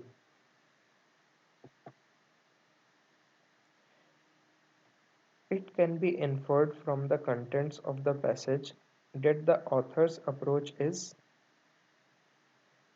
It can be inferred from the contents of the passage that the author's approach is A. Sarcastic, B.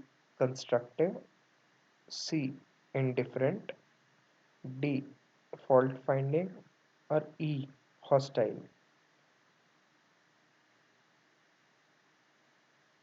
What kind of approach does the author convey through this passage?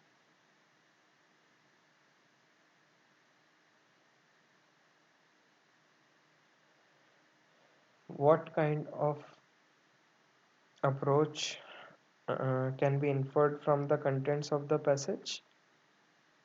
Whether whether whether the author is constructive, whether he is indifferent, whether he is fault finding or hostile.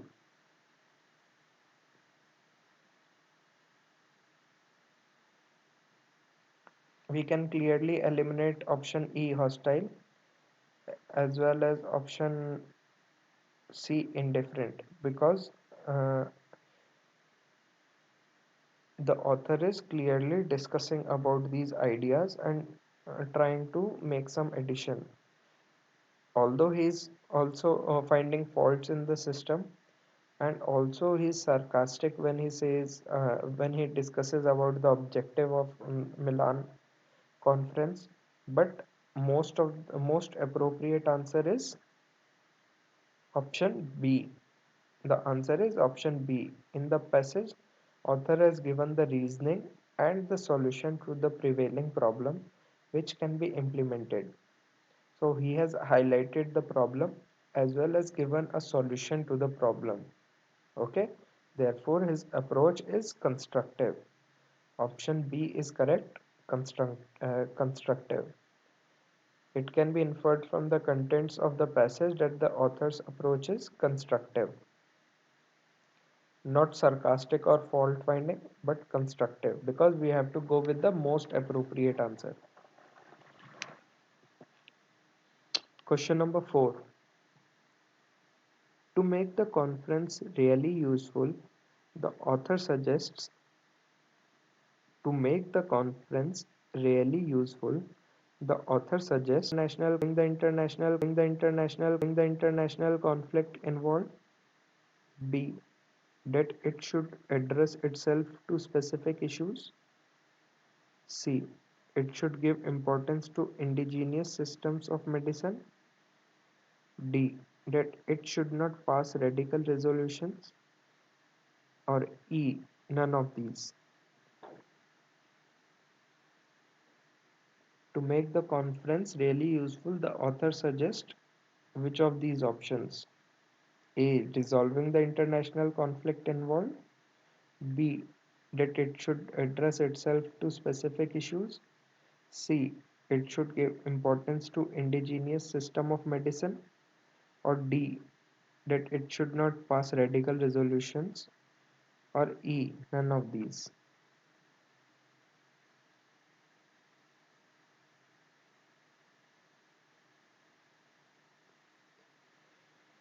Which is the correct option?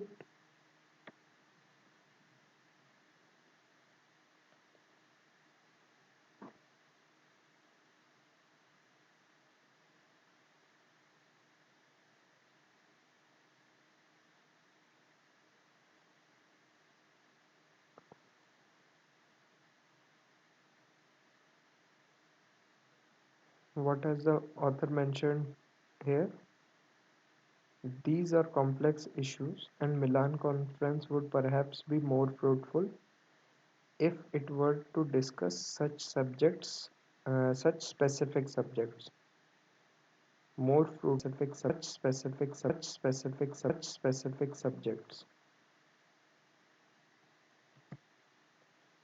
So, to make the conference really useful, the author suggests that it should address itself to specific issues. The correct option is option B. It should address itself to specific issues. Okay, the correct option is option B. None of the remaining three sentences is mentioned by the author directly, but option B is directly mentioned in the last line of the second paragraph. Therefore, the answer is option B. Let's move on to question number 5. What does the author suggest for the cure of the cases involving complications? What does the author suggest for the cure of the cases involving complications?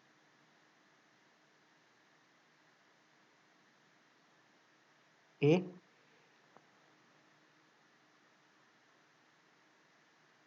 Training such victims in preliminary hygiene. B. Training semi-skilled doctors to treat such cases. C.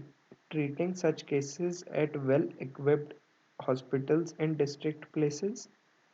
D. Issuing licenses to semi-skilled doctors to treat such cases. Or D. None of these.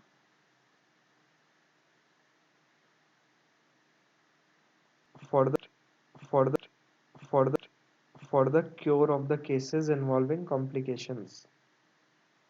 What does the author suggest for the cure of cases involving complications?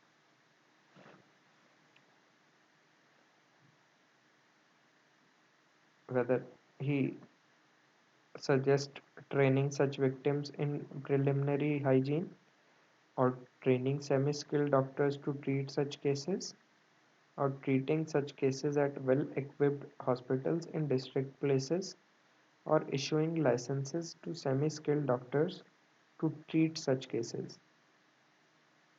Okay. Uh, so which option is correct? You can see that it is clearly mentioned over here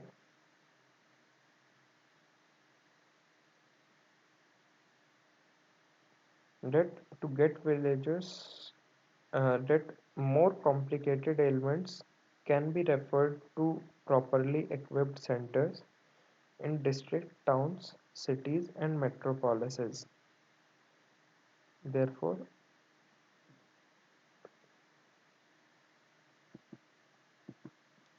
the answer is option C, treating such cases as at well-equipped hospitals in district places. More complicated ailments can be referred to properly equipped metropolises and metropolises. This has been clearly mentioned by the author, therefore option C is correct. The author suggests that these complicated cases should be treated at well-equipped hospitals and district places. Okay, option C is correct.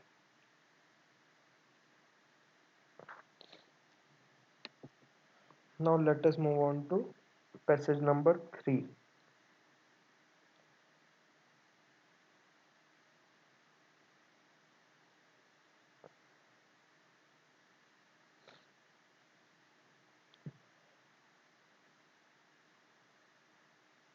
We will again follow the same practice. Read the passage, make notes. Okay.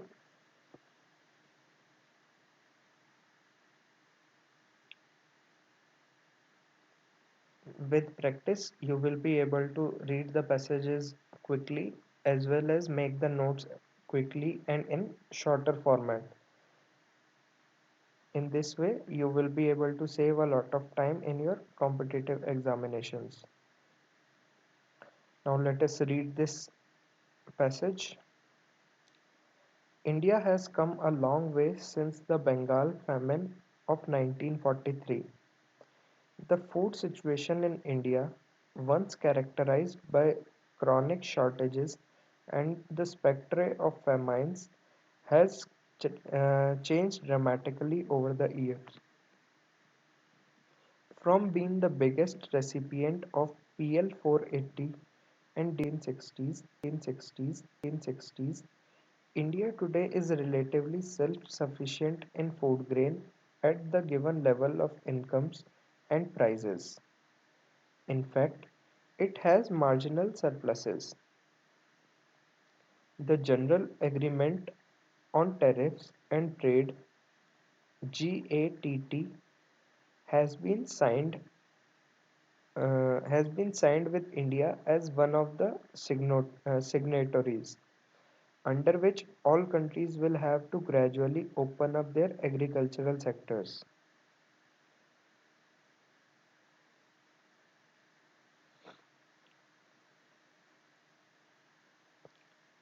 So, this paragraph mentions that India has improved its situation about food production as compared to the Bengal famine of 1943. The situation has changed dramatically from the biggest recipient of the PL 480. PL 480 was the Food for Peace program of the United States, which provided food assistance around the world for more than 50 years. Okay, Approximately 3 billion people in 150 countries have benefited from this US food assistance program. India was the largest recipient of this assistance during the 1950s and 60s, but now India is self-sufficient in food grains at the given level of incomes. In fact, it has marginal surpluses. General Agreement on Tariffs and Trade (GATT) has been signed with India as one of the signatories, under which all countries will have to gradually open up their agricultural sectors. It is therefore neither feasible nor desirable to keep India's food grain sector insulated from world markets. In fact, this is an appropriate opportunity for India to integrate its agriculture with global agriculture and make use of private trade, both domestic and foreign, as an important instrument for efficiently allocating her resources as well as providing food security to her people at the lowest economic cost. The time to change gears in food policy has come. This passage discusses about uh, prospects, the future prospects that are ahead of India, and how India can utilize how India can integrate its agriculture with global agriculture to provide food security to its people at the lowest economic cost. It can make use of private trade uh, in order to efficiently allocate its resources. Change gears in food policy. Okay, this paragraphs mentioned about these things. I am giving you 20 seconds. Please complete your notes regarding these two paragraphs. Making notes takes a little bit of time but saves you the headache of rereading the whole passage again while answering the questions. Make notes according to paragraph so that you can also refer to the uh, that particular line when you it does not even consume much time. So make notes paragraph.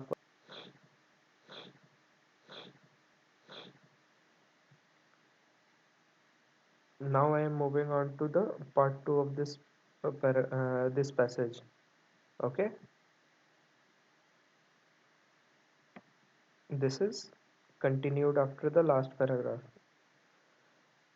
Food security in a broader context means that people have physical and economic access. Food security means that people can easily access to food.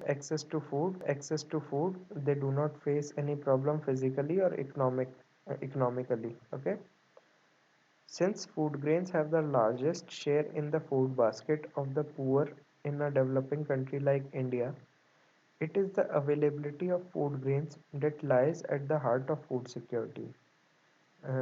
Countries like India, where food grains form a larger portion of the food basket of poor people, foods food, foods grain if the food grains are available easily to the poor people, then it can provide them food security. The first step in this direction, therefore, is to make food grains physically available to the people. This can be done by augmenting production or through imports and transportation of grain to people wherever they are. So, the government needs to needs to make food grains available to the people wherever they are. They do not need to physically go long distances to get food grains. food grains should reach these people. It can be done by augmenting production or by importing or through imports and transportation of grain. Okay, now next paragraph. There are several ways of achieving these targets. One may rely on private entrepreneurship by letting the individual farmers produce, traders trade or import and make it available to consumers far and wide. Or the government may directly intervene in the production and or the trade. There are several ways to provide food grains to the poor people of the society. One is to make use of the private entrepreneurs, uh, like make use of the individual farmers who can produce the food grains, or they can use the traders who can trade for food grains, or import these food grains in order to provide them to the lowest section of the society. Or the second way is that government may directly intervene in the production. That government may intervene in the production as well as the trade process of these food grains. In the former case, the government follows policies that provide appropriate market signals, while in the latter, it uh, acts as producer, importer, and trader itself. So, if the government is making use of the private entrepreneurship, then it needs to provide policies for appropriate market signals, and if the government is acting as is directly intervening with production and trade process, then it has to act as producer, importer, and trader itself only. Indian policymakers have followed a mix of both these options. For production, they have relied on the farmers, while the government has retained control over imports. For created public agencies to do the job along with private trade, thus creating dual market structure. So, Indian policy related to this has been mix of both uh, private entrepreneurs and government intervention. For production, they make use of the farmers. They rely on farmers for the produces, and they have uh, retained most of the control over imports. They can create different sanctions in order to control import and export of food grains. While for distribution, the government has set up public agencies to do the job along with the private traders. Therefore, in Indian society, there is dual market structure. There are public agencies as well as private traders dealing with the food grains. Providing economic access to food is the second part of the concept of food security. Providing economic access to the food is the second part of the concept of food security. This can be best obtained by adopting a cost-effective technology in production so that the real price of food grains come down and more people have access to it. So, so, in order to provide food security with without creating much economic stress on the poor,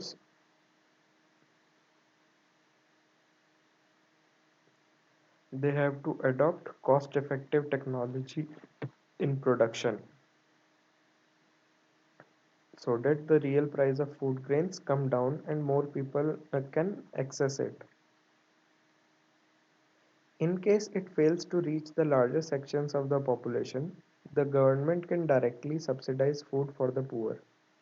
launch a drive to augment their incomes, or try a combination of the two strategies. What the government can do is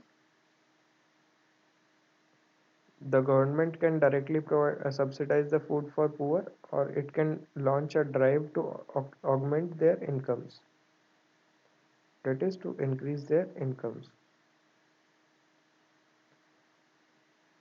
India has followed both these policies. Okay, India subsidizes their food for poor, as well as has launched uh, has tried to augment the income of the farmers and other poor sections of the society so that they can afford the food grains on their own. I am giving you 30 seconds. Please complete your notes related to all these three paragraphs.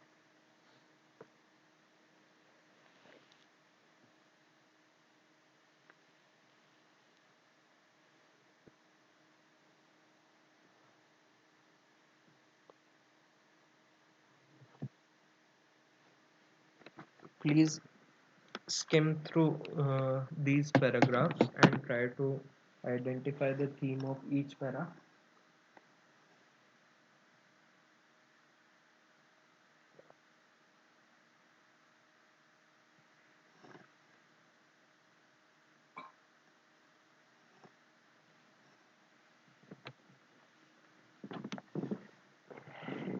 I hope all of you have completed your notes.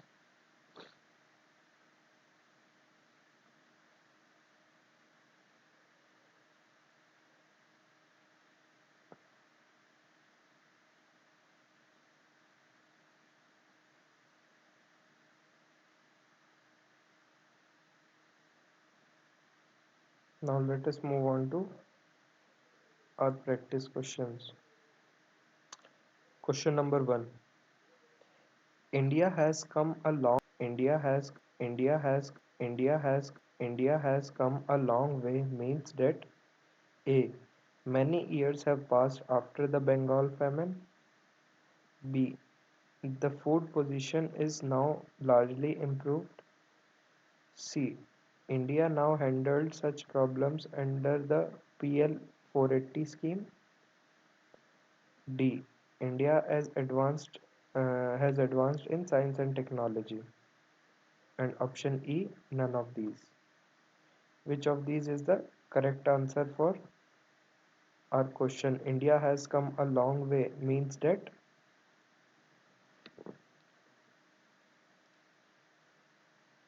India has come a long way since Bengal famine. What does this mean? India has come a long way.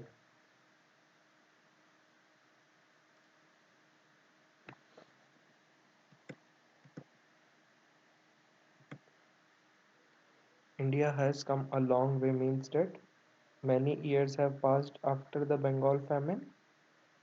Food position is now largely improved. India now 80 scheme, or India has advanced in science and technology. Which one is the correct option? The correct answer is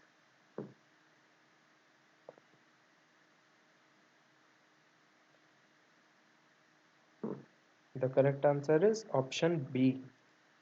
The food position is now largely improved. The passage talks about the food situation in India. The correct option is option B. The food position, India has come a long way. It means that the food position is now largely improved. Okay, option B is the correct answer.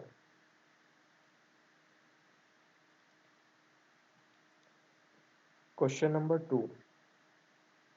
The author seems to be advocating which of the following views regarding GATT? The author seems to be advocating which of the following views regarding GATT? A. India should seize the chance and make efforts to fulfill its objectives. B. India should not have signed it to insulate our food grain sector. C. Hand over issue of food security to any private sector.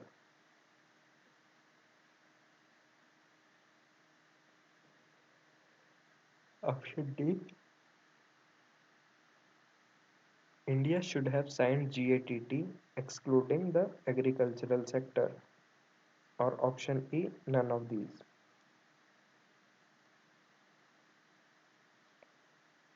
Which of the following views is advocated by the author regarding GATT?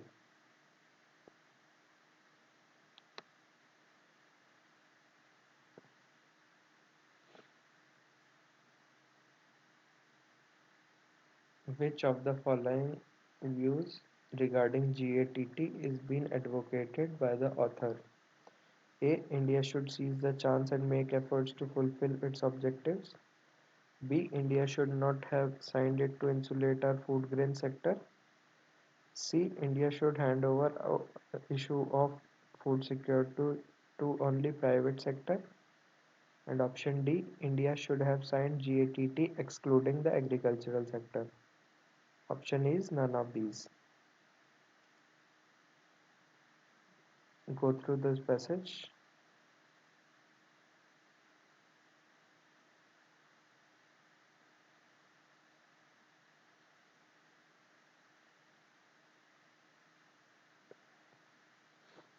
So, the author has mentioned here that it is neither feasible nor desirable to keep India's so so we can eliminate option B. Okay. Also, we can eliminate option D because it has been mentioned nowhere that author wants India to sign GATT excluding agricultural sector. Therefore, option B and D can be easily eliminated. After that, option A, India should seize the chance and make efforts to fulfill its objective. This is okay kind of answer, but option C, that India should hand over issue of food security to only private sector. This seems to be more appropriate. Therefore, the answer is option C. India should hand over issue of food security to only private sector. India needs to make its farmers, traders, and other resources most suitable. Therefore, only private sector. Question number 3. According to the author, why is it necessary to make available food security to people? According to the author, why is it necessary to make available food security to people? A. To sustain economic growth. B. As per PL 480 guidelines. C. To enable us to export food grains. D.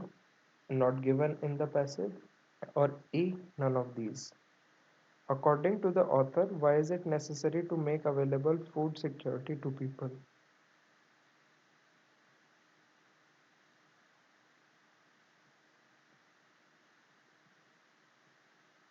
Why is it necessary to make available food security to the people? Please refer to your notes. Can you find anything related to this?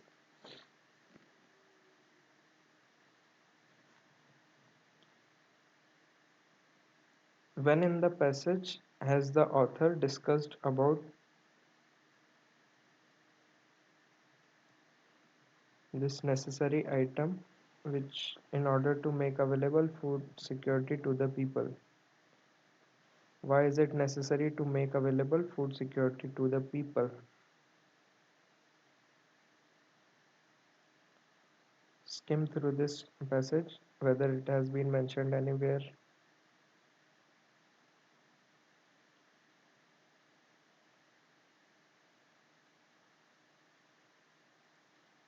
Now look at these paragraphs as well.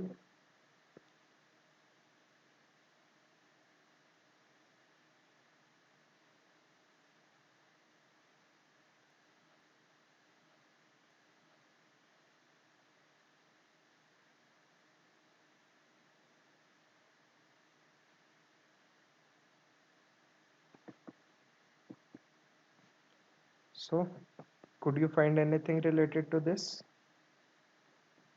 The author has not mentioned about anything, has not mentioned why is it necessary to make available food security to people. Okay, therefore, the answer is option D, not given in the passage. The correct option is option D, not given in the passage. Question number 4. Which of the following forms the most essential part of the concept of food security in India? Which of the following forms the most essential part of the concept of food security in India? A. Availability of effective technology of food production to poor farmers. B. Availability of all food items in the market for urban poor. C.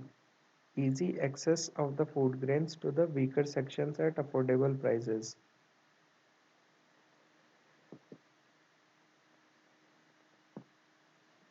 Easy access of food grains to the weaker sections at affordable prices. And option D, providing subsidy on all food items for rural poor. Which of the following part of the concept of food security in India?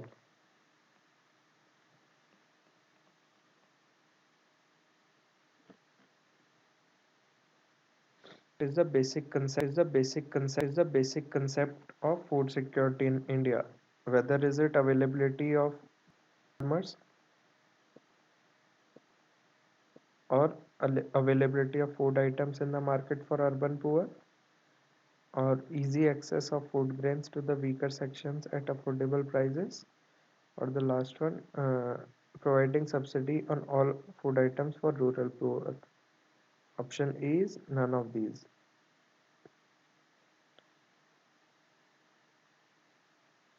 The correct answer is option C.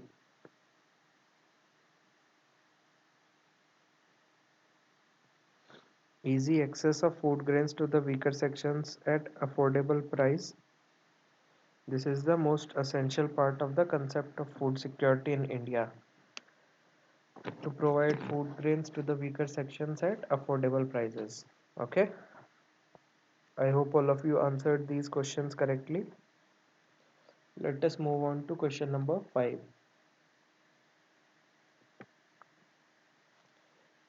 If private agencies are interested in the work of making food grains available to people, what facilitative role the government should undertake? If private agencies are interested If private agencies are interested, the work of making food the government should undertake. A. Nationalize all distribution system. B. Take those decisions that give appropriate message to the market. C. Should undertake responsibilities of production and distribution. D. Make effort to increase the income of the farmers. Make efforts to increase the income of the farmers, or option E, none of these.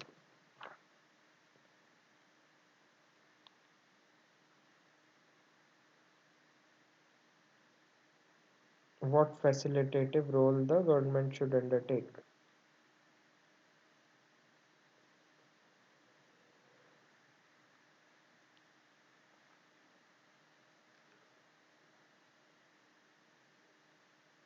So the government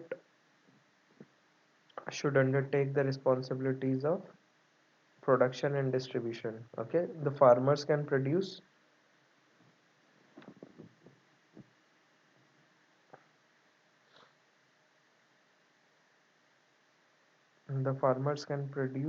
as well as distribute.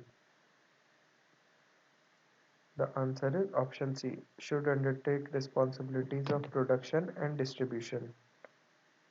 The correct answer is C, as the government distribution.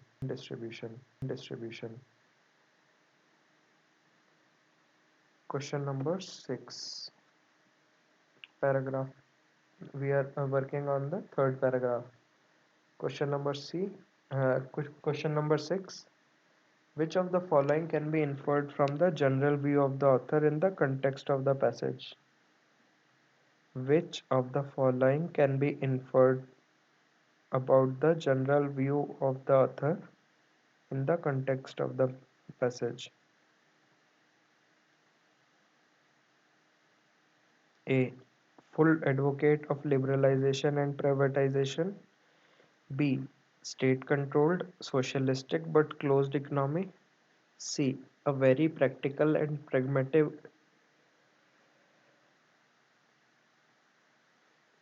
approach to guard our economy. A staunch supporter of stable international relations. E. None of these.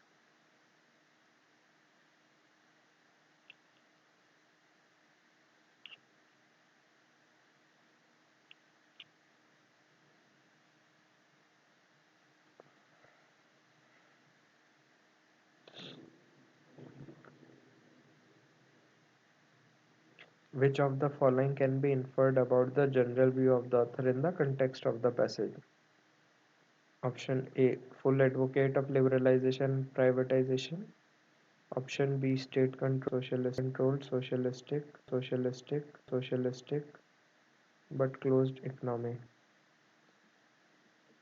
A very practical and pragmatic approach to guard our economy. Option D. A strong supporter of stable international relations. So the correct answer is option C.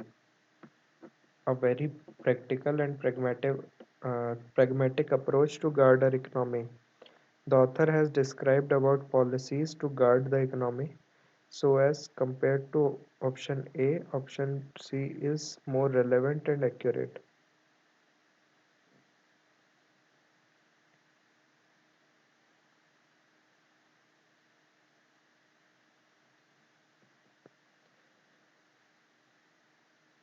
Question number 7. According to the author, food at affordable price could be available to poor by which of the following measures?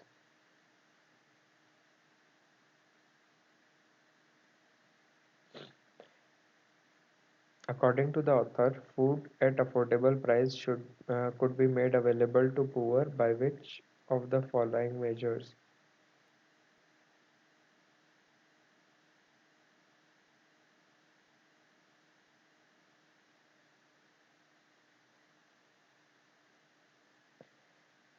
First statement is reducing the cost of production of food grains by using appropriate technology. Offering food grains at lower cost and offering economic support for maintaining lower cost. Then statement third is raising at affordable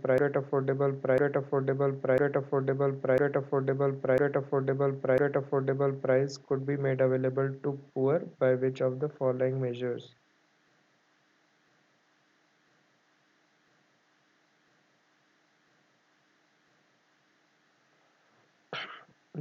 Food at affordable price could be made a reduce a reduce a reduce first reducing the cost of production of food grains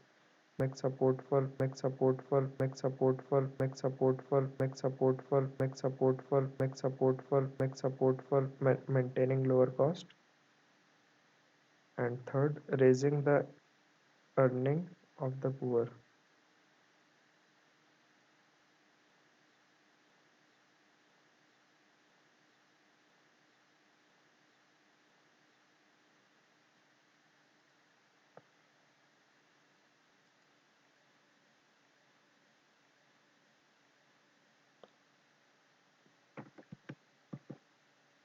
Only 2 and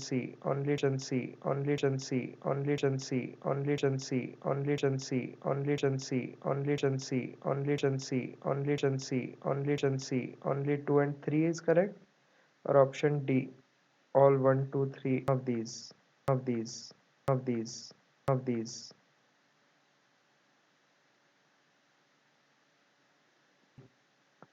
All all all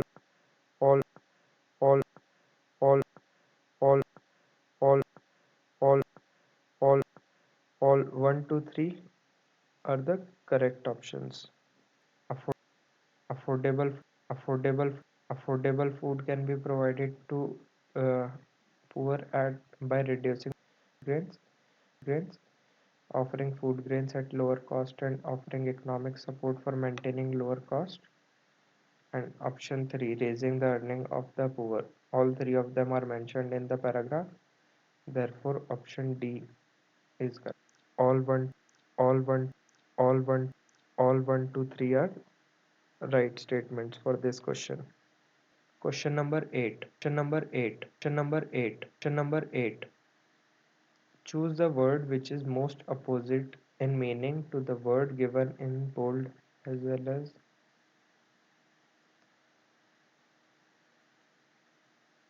passage. Choose the word which is most opposite in meaning of the word given in bold as used in the passage. Chronic.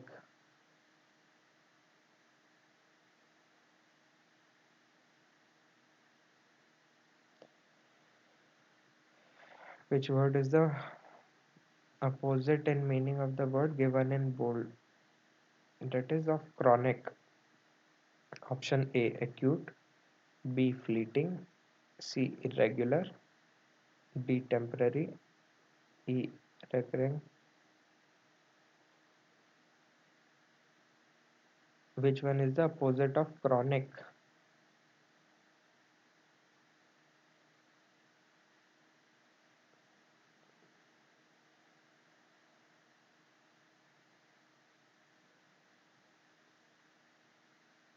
The correct answer is option D, temporary. Chronic means persisting for a long time or constantly recurring. So, temporary is the suitable word. Word, word, word. Chronic. The correct option is D. Temporary word is the exact opposition of chronic.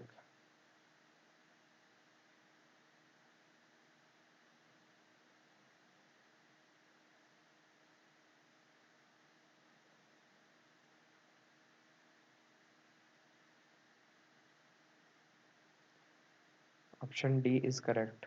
Let us move on to question number 9. Choose the word which is most opposite in meaning of the word given in bold as used in the passage.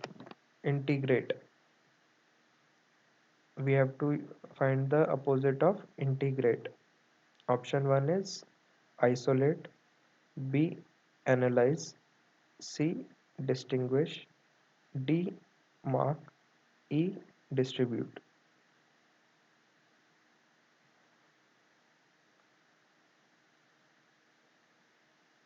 Opposite of integrate.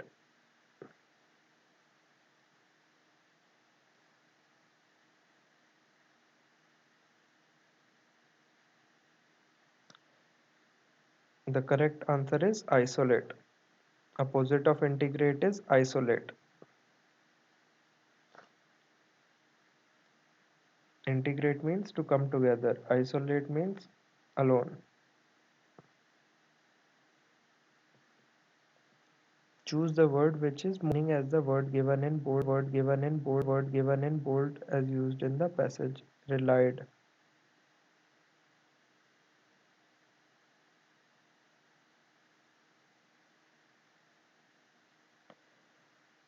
Which of these words has the same meaning as relied?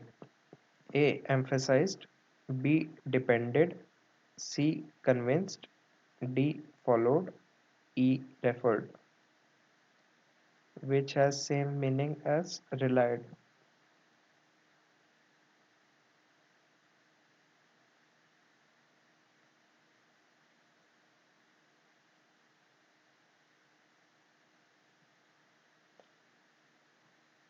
The correct answer is option D, depended. Relied means to depend upon. Therefore, depended is the correct answer. We can easily eliminate emphasized, or convinced also can be eliminated, and referred can also be eliminated. Okay, So relied means to rely upon, therefore B is relied. The same meaning word to relied is depended. Let's move on to question number 11. Choose the word which is most nearly the same in meaning as the word given in bold as used in the. We need to find a word which is similar in meaning to obtained. Option A, combined. Option B, procured. Option C, acquired. Option D, conquered. Option E, attained.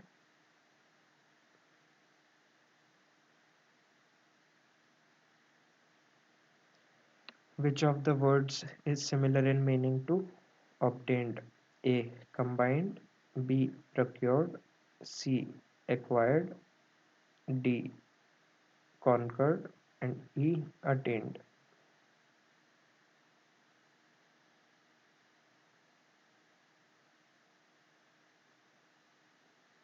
The correct answer is option B, procured.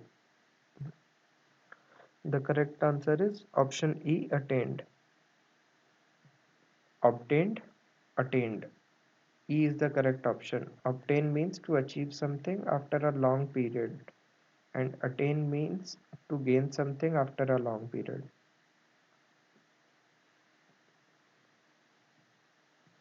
Therefore, answer is option E, attain. Let's move on to paragraph number 4. We are done with paragraph number 3 and covered a lot of questions. Now, now let us conclude with paragraph number 4.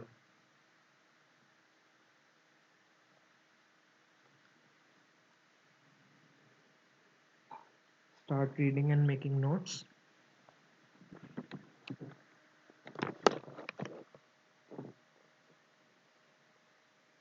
I will just read this paragraph and you have to make out the meaning on yourself, okay? Make the notes simultaneously.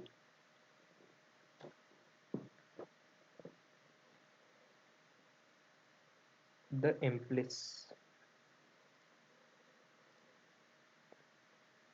implicit rationale for or the philosophical foundation of the intellectual property rights system in India is embodied in three underlying objectives.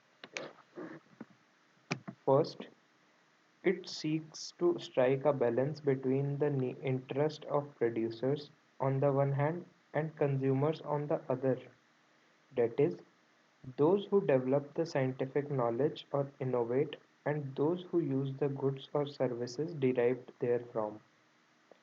Needless to say, every country attempts the same, but each depends on the level of development. The levels of income in the economy and the stage of development in the society are thus particularly important in the context.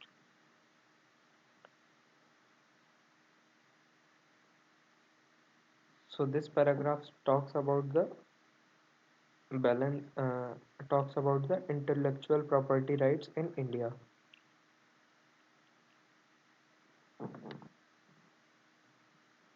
It discusses the three underlying objectives. The first one is uh, it seeks to strike balance between interest of producers and consumers.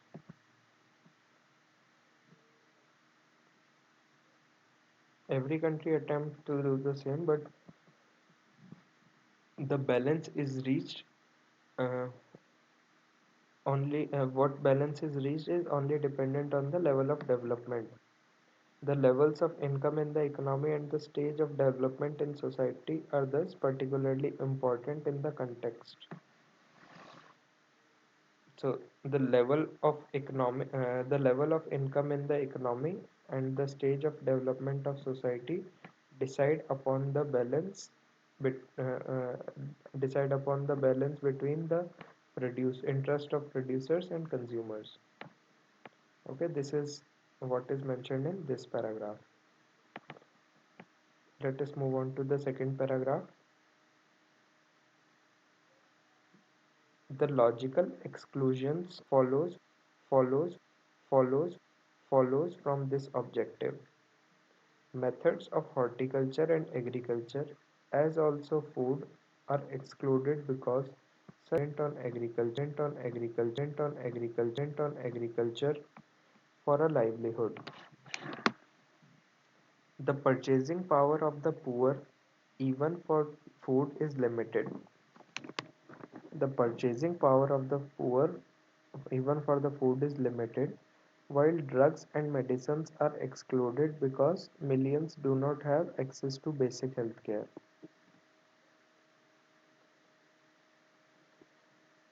The logical exclusions from patentability follows from this objective. Methods of horticulture and agriculture are excluded. Met- uh, Horticulture and agriculture are excluded because a large proportion of the population is dependent on agriculture for livelihood.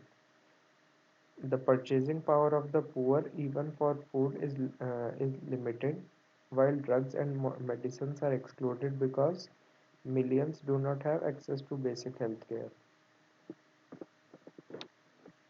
I am giving you 20 seconds. Please make your notes related to the first part of this paragraph.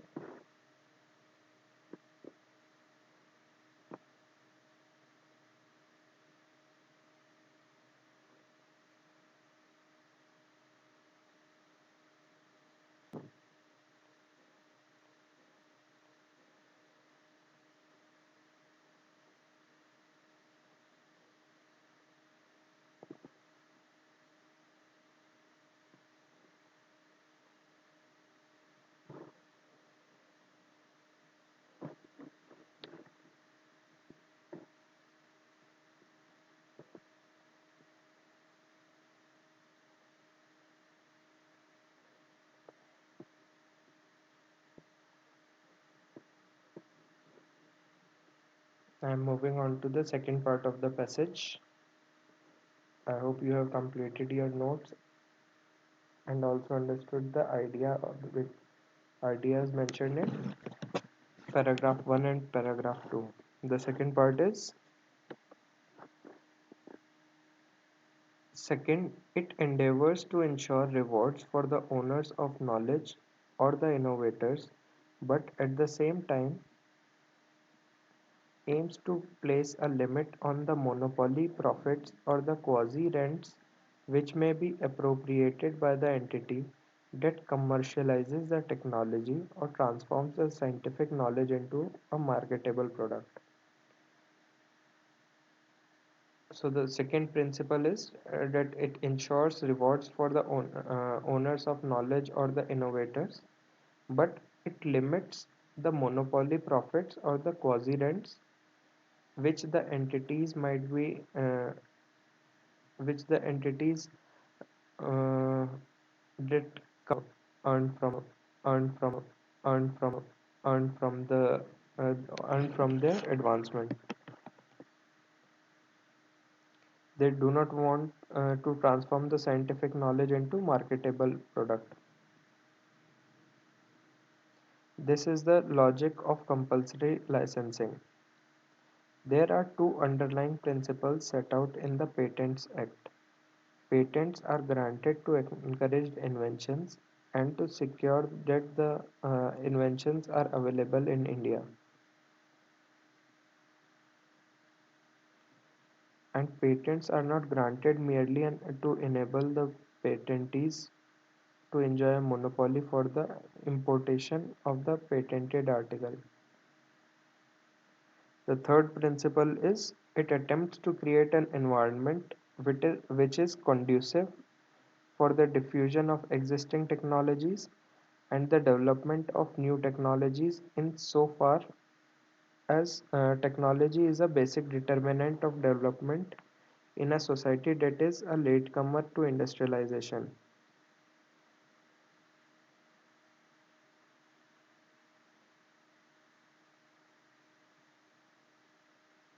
The patentability of process alone, but not products, in some sectors, and the reduced term of patents derives from this objective. The patentability of sectors and the reduced term of patents derives from this objective.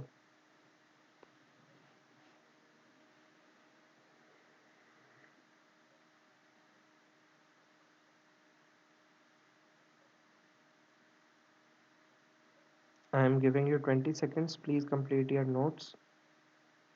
Paragraph 1 on this page discusses about the second principle. It mentions uh, about the rewards for owners and owners of knowledge and innovators. And the second paragraph discusses the third principle. It attempts to create an environment which is conducive for the diffusion of existing new technologies.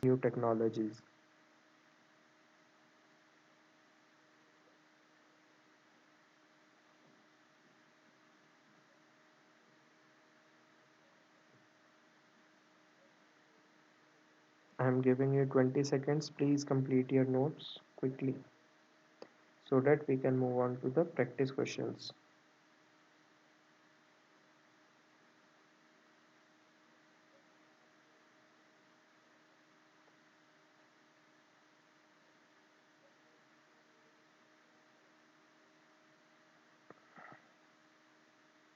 Let's move on to question number 1. Which of the following words is the same in meaning as the word level as used in the passage? Same in meaning as the word level as used in the passage. Option A, height. Option B, measurement. Option C, extent. Option D, parameter. Or option E, sign. Height, measurement, extent, parameter, sign.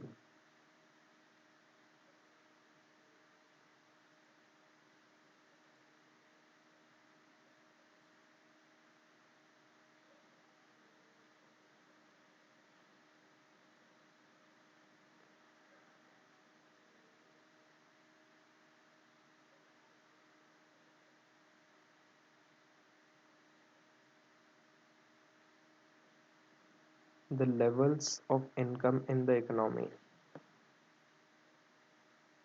We need to find a word similar to in used in this context. The levels of income in the economy and the stage of development in the society are thus particularly important in the context. The levels of income. So the correct answer is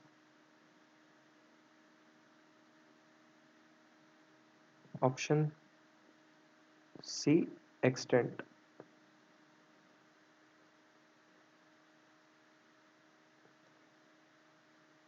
Word extent is the same in meaning as the word level as used in the passage. Okay, let's move on to question number 2. Which of the following, according to the passage, are excluded from the Patent Act? A. Food, drugs and medicines. B. Drugs, medicines and clothes. C. Medicine and mineral products. D. Food and computers. Or E. None of these.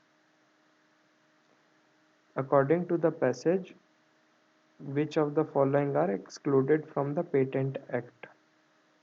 Food, drugs and medicines, drug, medicines and clothes, medicine and mineral products, food and computers.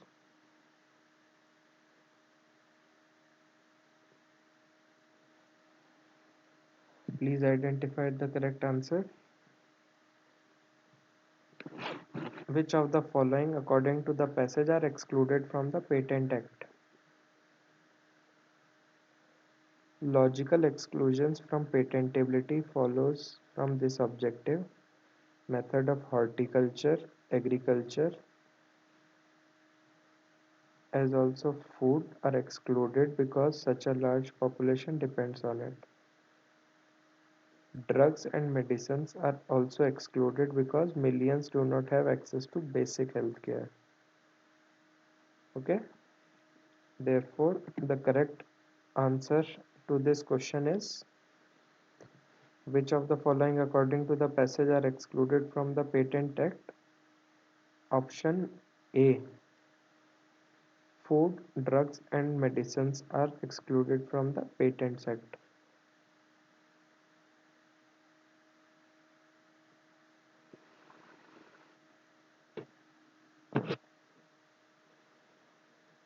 So, option A is the correct answer. Let us move on to question number 3. What, according to the passage, is the first objective of the intellectual property rights system? What, according to the passage, is the first objective of the intellectual property rights system? A. To help the innovator to become a rich. B. To bring harmony between the innovator and the user. C. To restrict unauthorized use. D. To help the country to prosper. E. To restrict unauthorized spread of the product. What, according to the passage, is the first objective of the intellectual property rights system?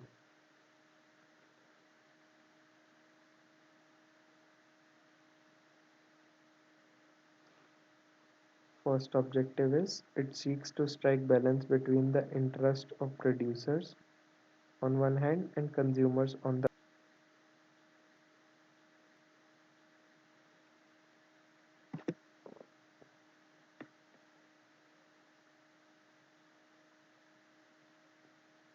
So the first objective of the intellectual property rights system,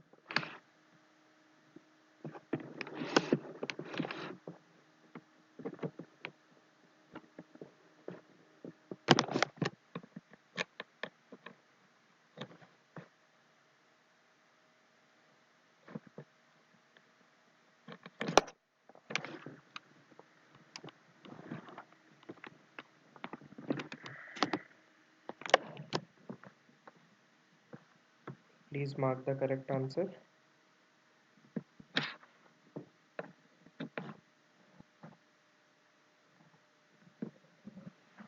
The correct answer is option A, to help the innovate.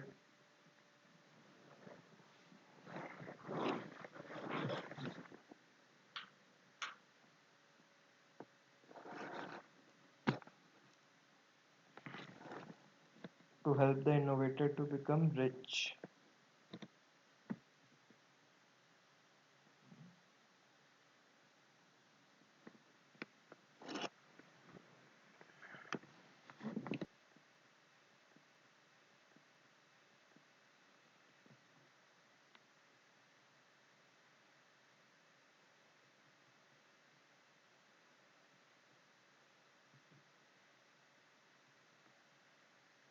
What, according to the passage, is the main determinant for bringing in balance in intellectual property rights system in the country? What, according to the passage, question number 4 is what, according to the passage, is the main determinant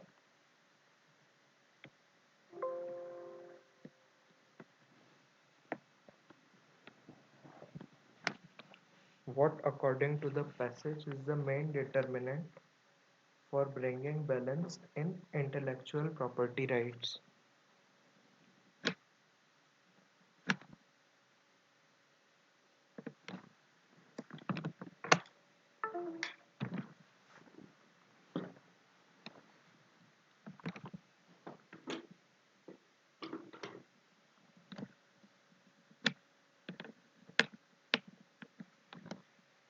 What, according to the passage, is the main determinant for bringing in balance in intellectual property rights? system in a country? A. Political structure. B. Population size.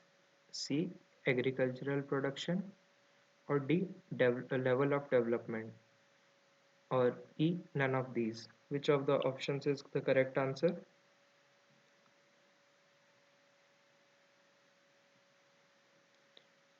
What, according to the passage, is the main determinant for bringing in balance in intellectual property rights system in a country?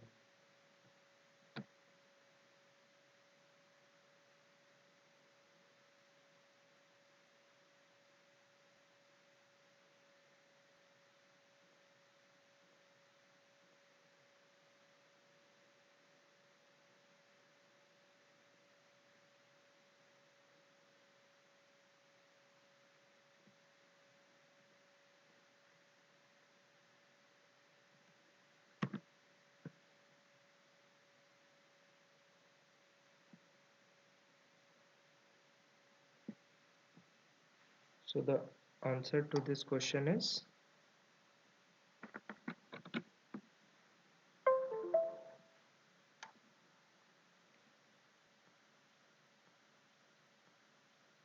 option D, level of development. Why? Development and society are then society are then society are then society are then society are then society are then society are then society are then society are then society are then society are then society are then society are thus particularly important in this context. It can be easily inferred from this sentence that the main determinant for bringing balance in intellectual property rights system in a country is level of development. Option D is the correct answer for question number 4. Question number 5. Which of the following best describes the sentence, "This is the logic of compulsory licensing," as given in passage? Which of the following best describes the sentence, "This is the logic of compulsory licensing," as given in passage? Option A. To commercialize technological innovations. Option B. To bring in uniformity the following best the following best the following best the following best the following best the following best the following best the following best the following best the following best the following best the following best the following best the following best the following best the following best describes the sentence, "This is the logic of compulsory licensing," as given in passage?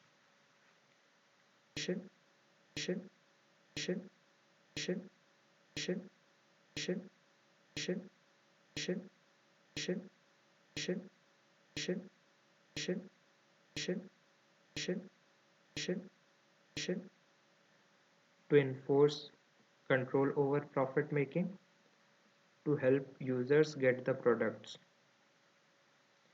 This is the logic of compulsory licensing.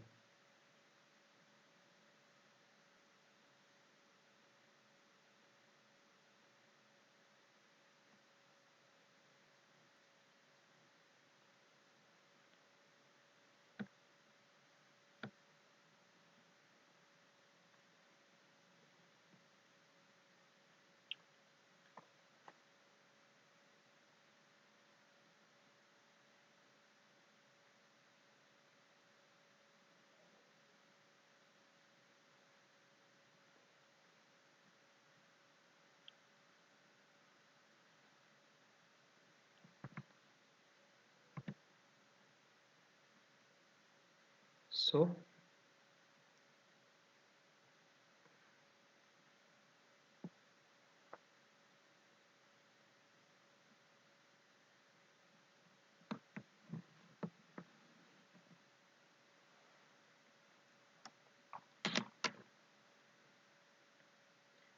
what is the correct answer?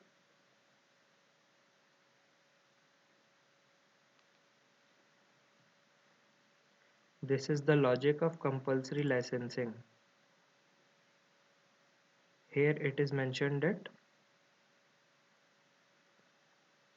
aims to place a limit on the monopoly profits or the quasi-rents which may be appropriated by the entity that commercializes the technology or transforms the scientific knowledge into marketable product. This is the logic of compulsory licensing. Therefore, the correct answer is to enforce control over profit making. Option C. The government gave the logic of compulsory licensing is to enforce control over profit making. Okay. Therefore, option C is correct. Question number 6. One of one of the underlying principles which according to the passage is one of the underlying principles of the Patents Act. Option A. To instill encouragement for innovations. Option B. To bring in uniformity in distribution. Option C. To enable the innovators to gain maximum profit. Option D. To help government earn taxes. Or option E. None of these. Which according to the passage is one of the underlying principles of the Patents Act. Refer to your notes and try to answer this question. I will also open the passage for your reference.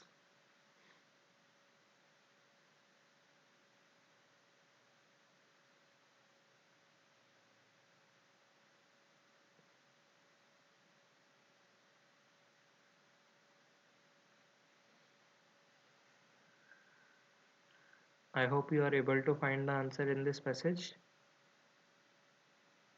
Look at this line. There are two underlying principles set out in the Patents Act. Patents are granted to encourage inventions and to secure that the inventions are available in India. Now, let us look at our options. The options are to instill encouragement for innovations. This is correct. To bring in uniformities in distribution. This is not mentioned in passage anywhere. To enable the innovators to gain maximum profit.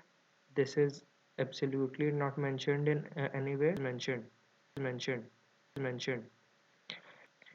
Op- op- op- Option D is to help government earn taxes. This is also not mentioned in the passage. Therefore, the correct answer is option A.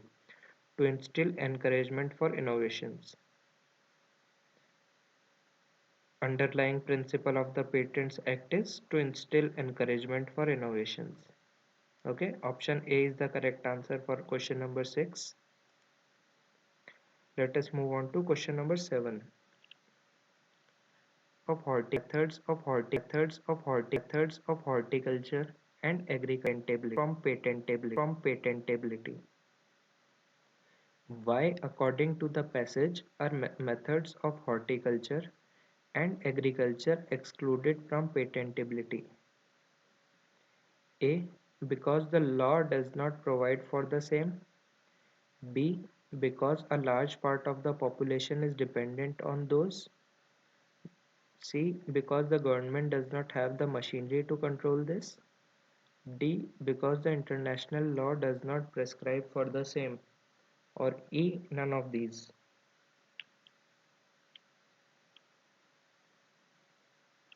This has already been discussed several times.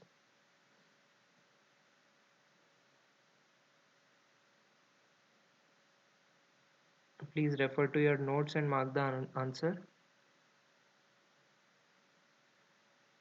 Why are the methods of horticulture and agriculture excluded from patentability? Because of the law does not provide for the same. Because a large part of the population is dependent on those. Because the government does not have the machinery to control this. Because this international law does not prescribe for the same. What is the reason mentioned in the passage? Methods of horticulture and agriculture as also food are excluded because such a large proportion of the population is dependent on agriculture for a livelihood. Therefore, The answer is option B, because a large part of population is dependent on those. The correct option for seventh question is option B.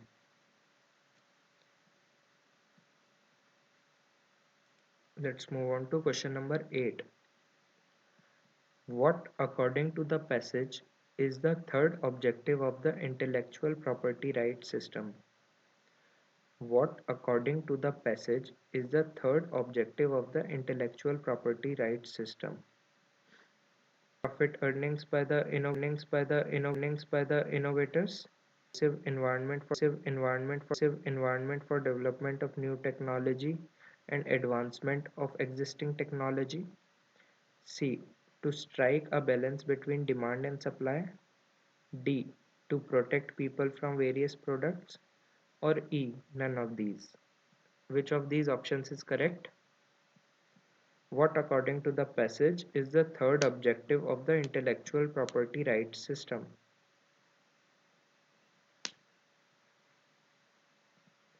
Let us look at the passage.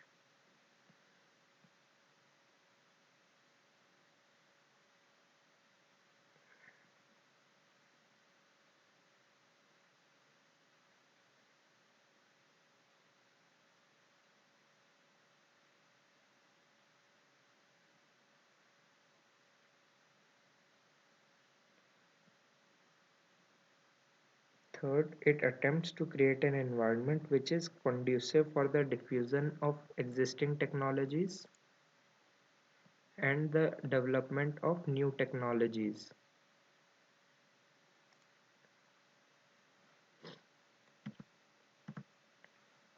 Therefore, the answer is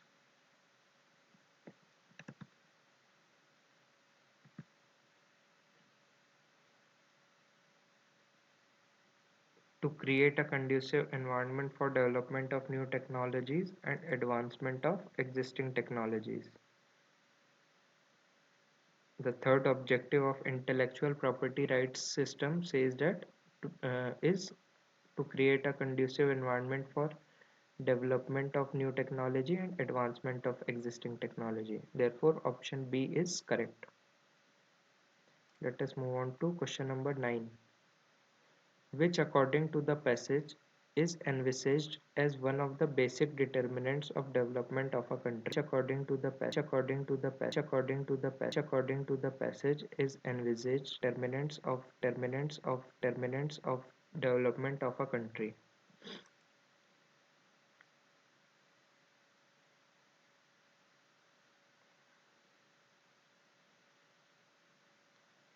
Insofar as technology is a basic determinant of development in a society.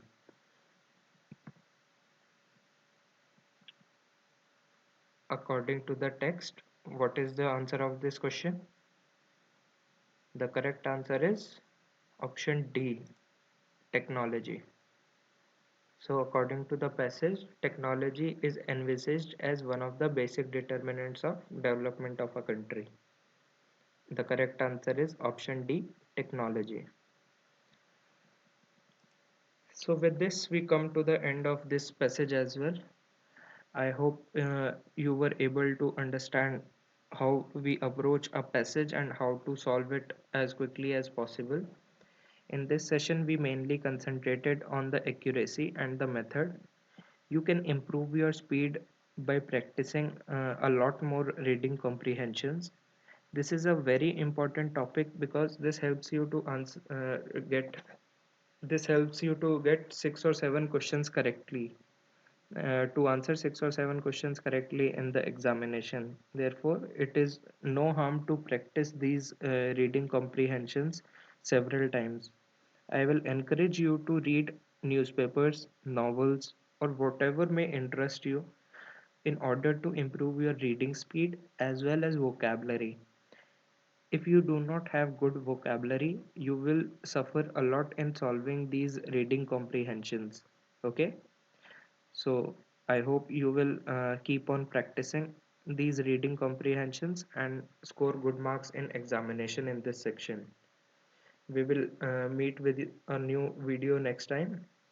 Thank you.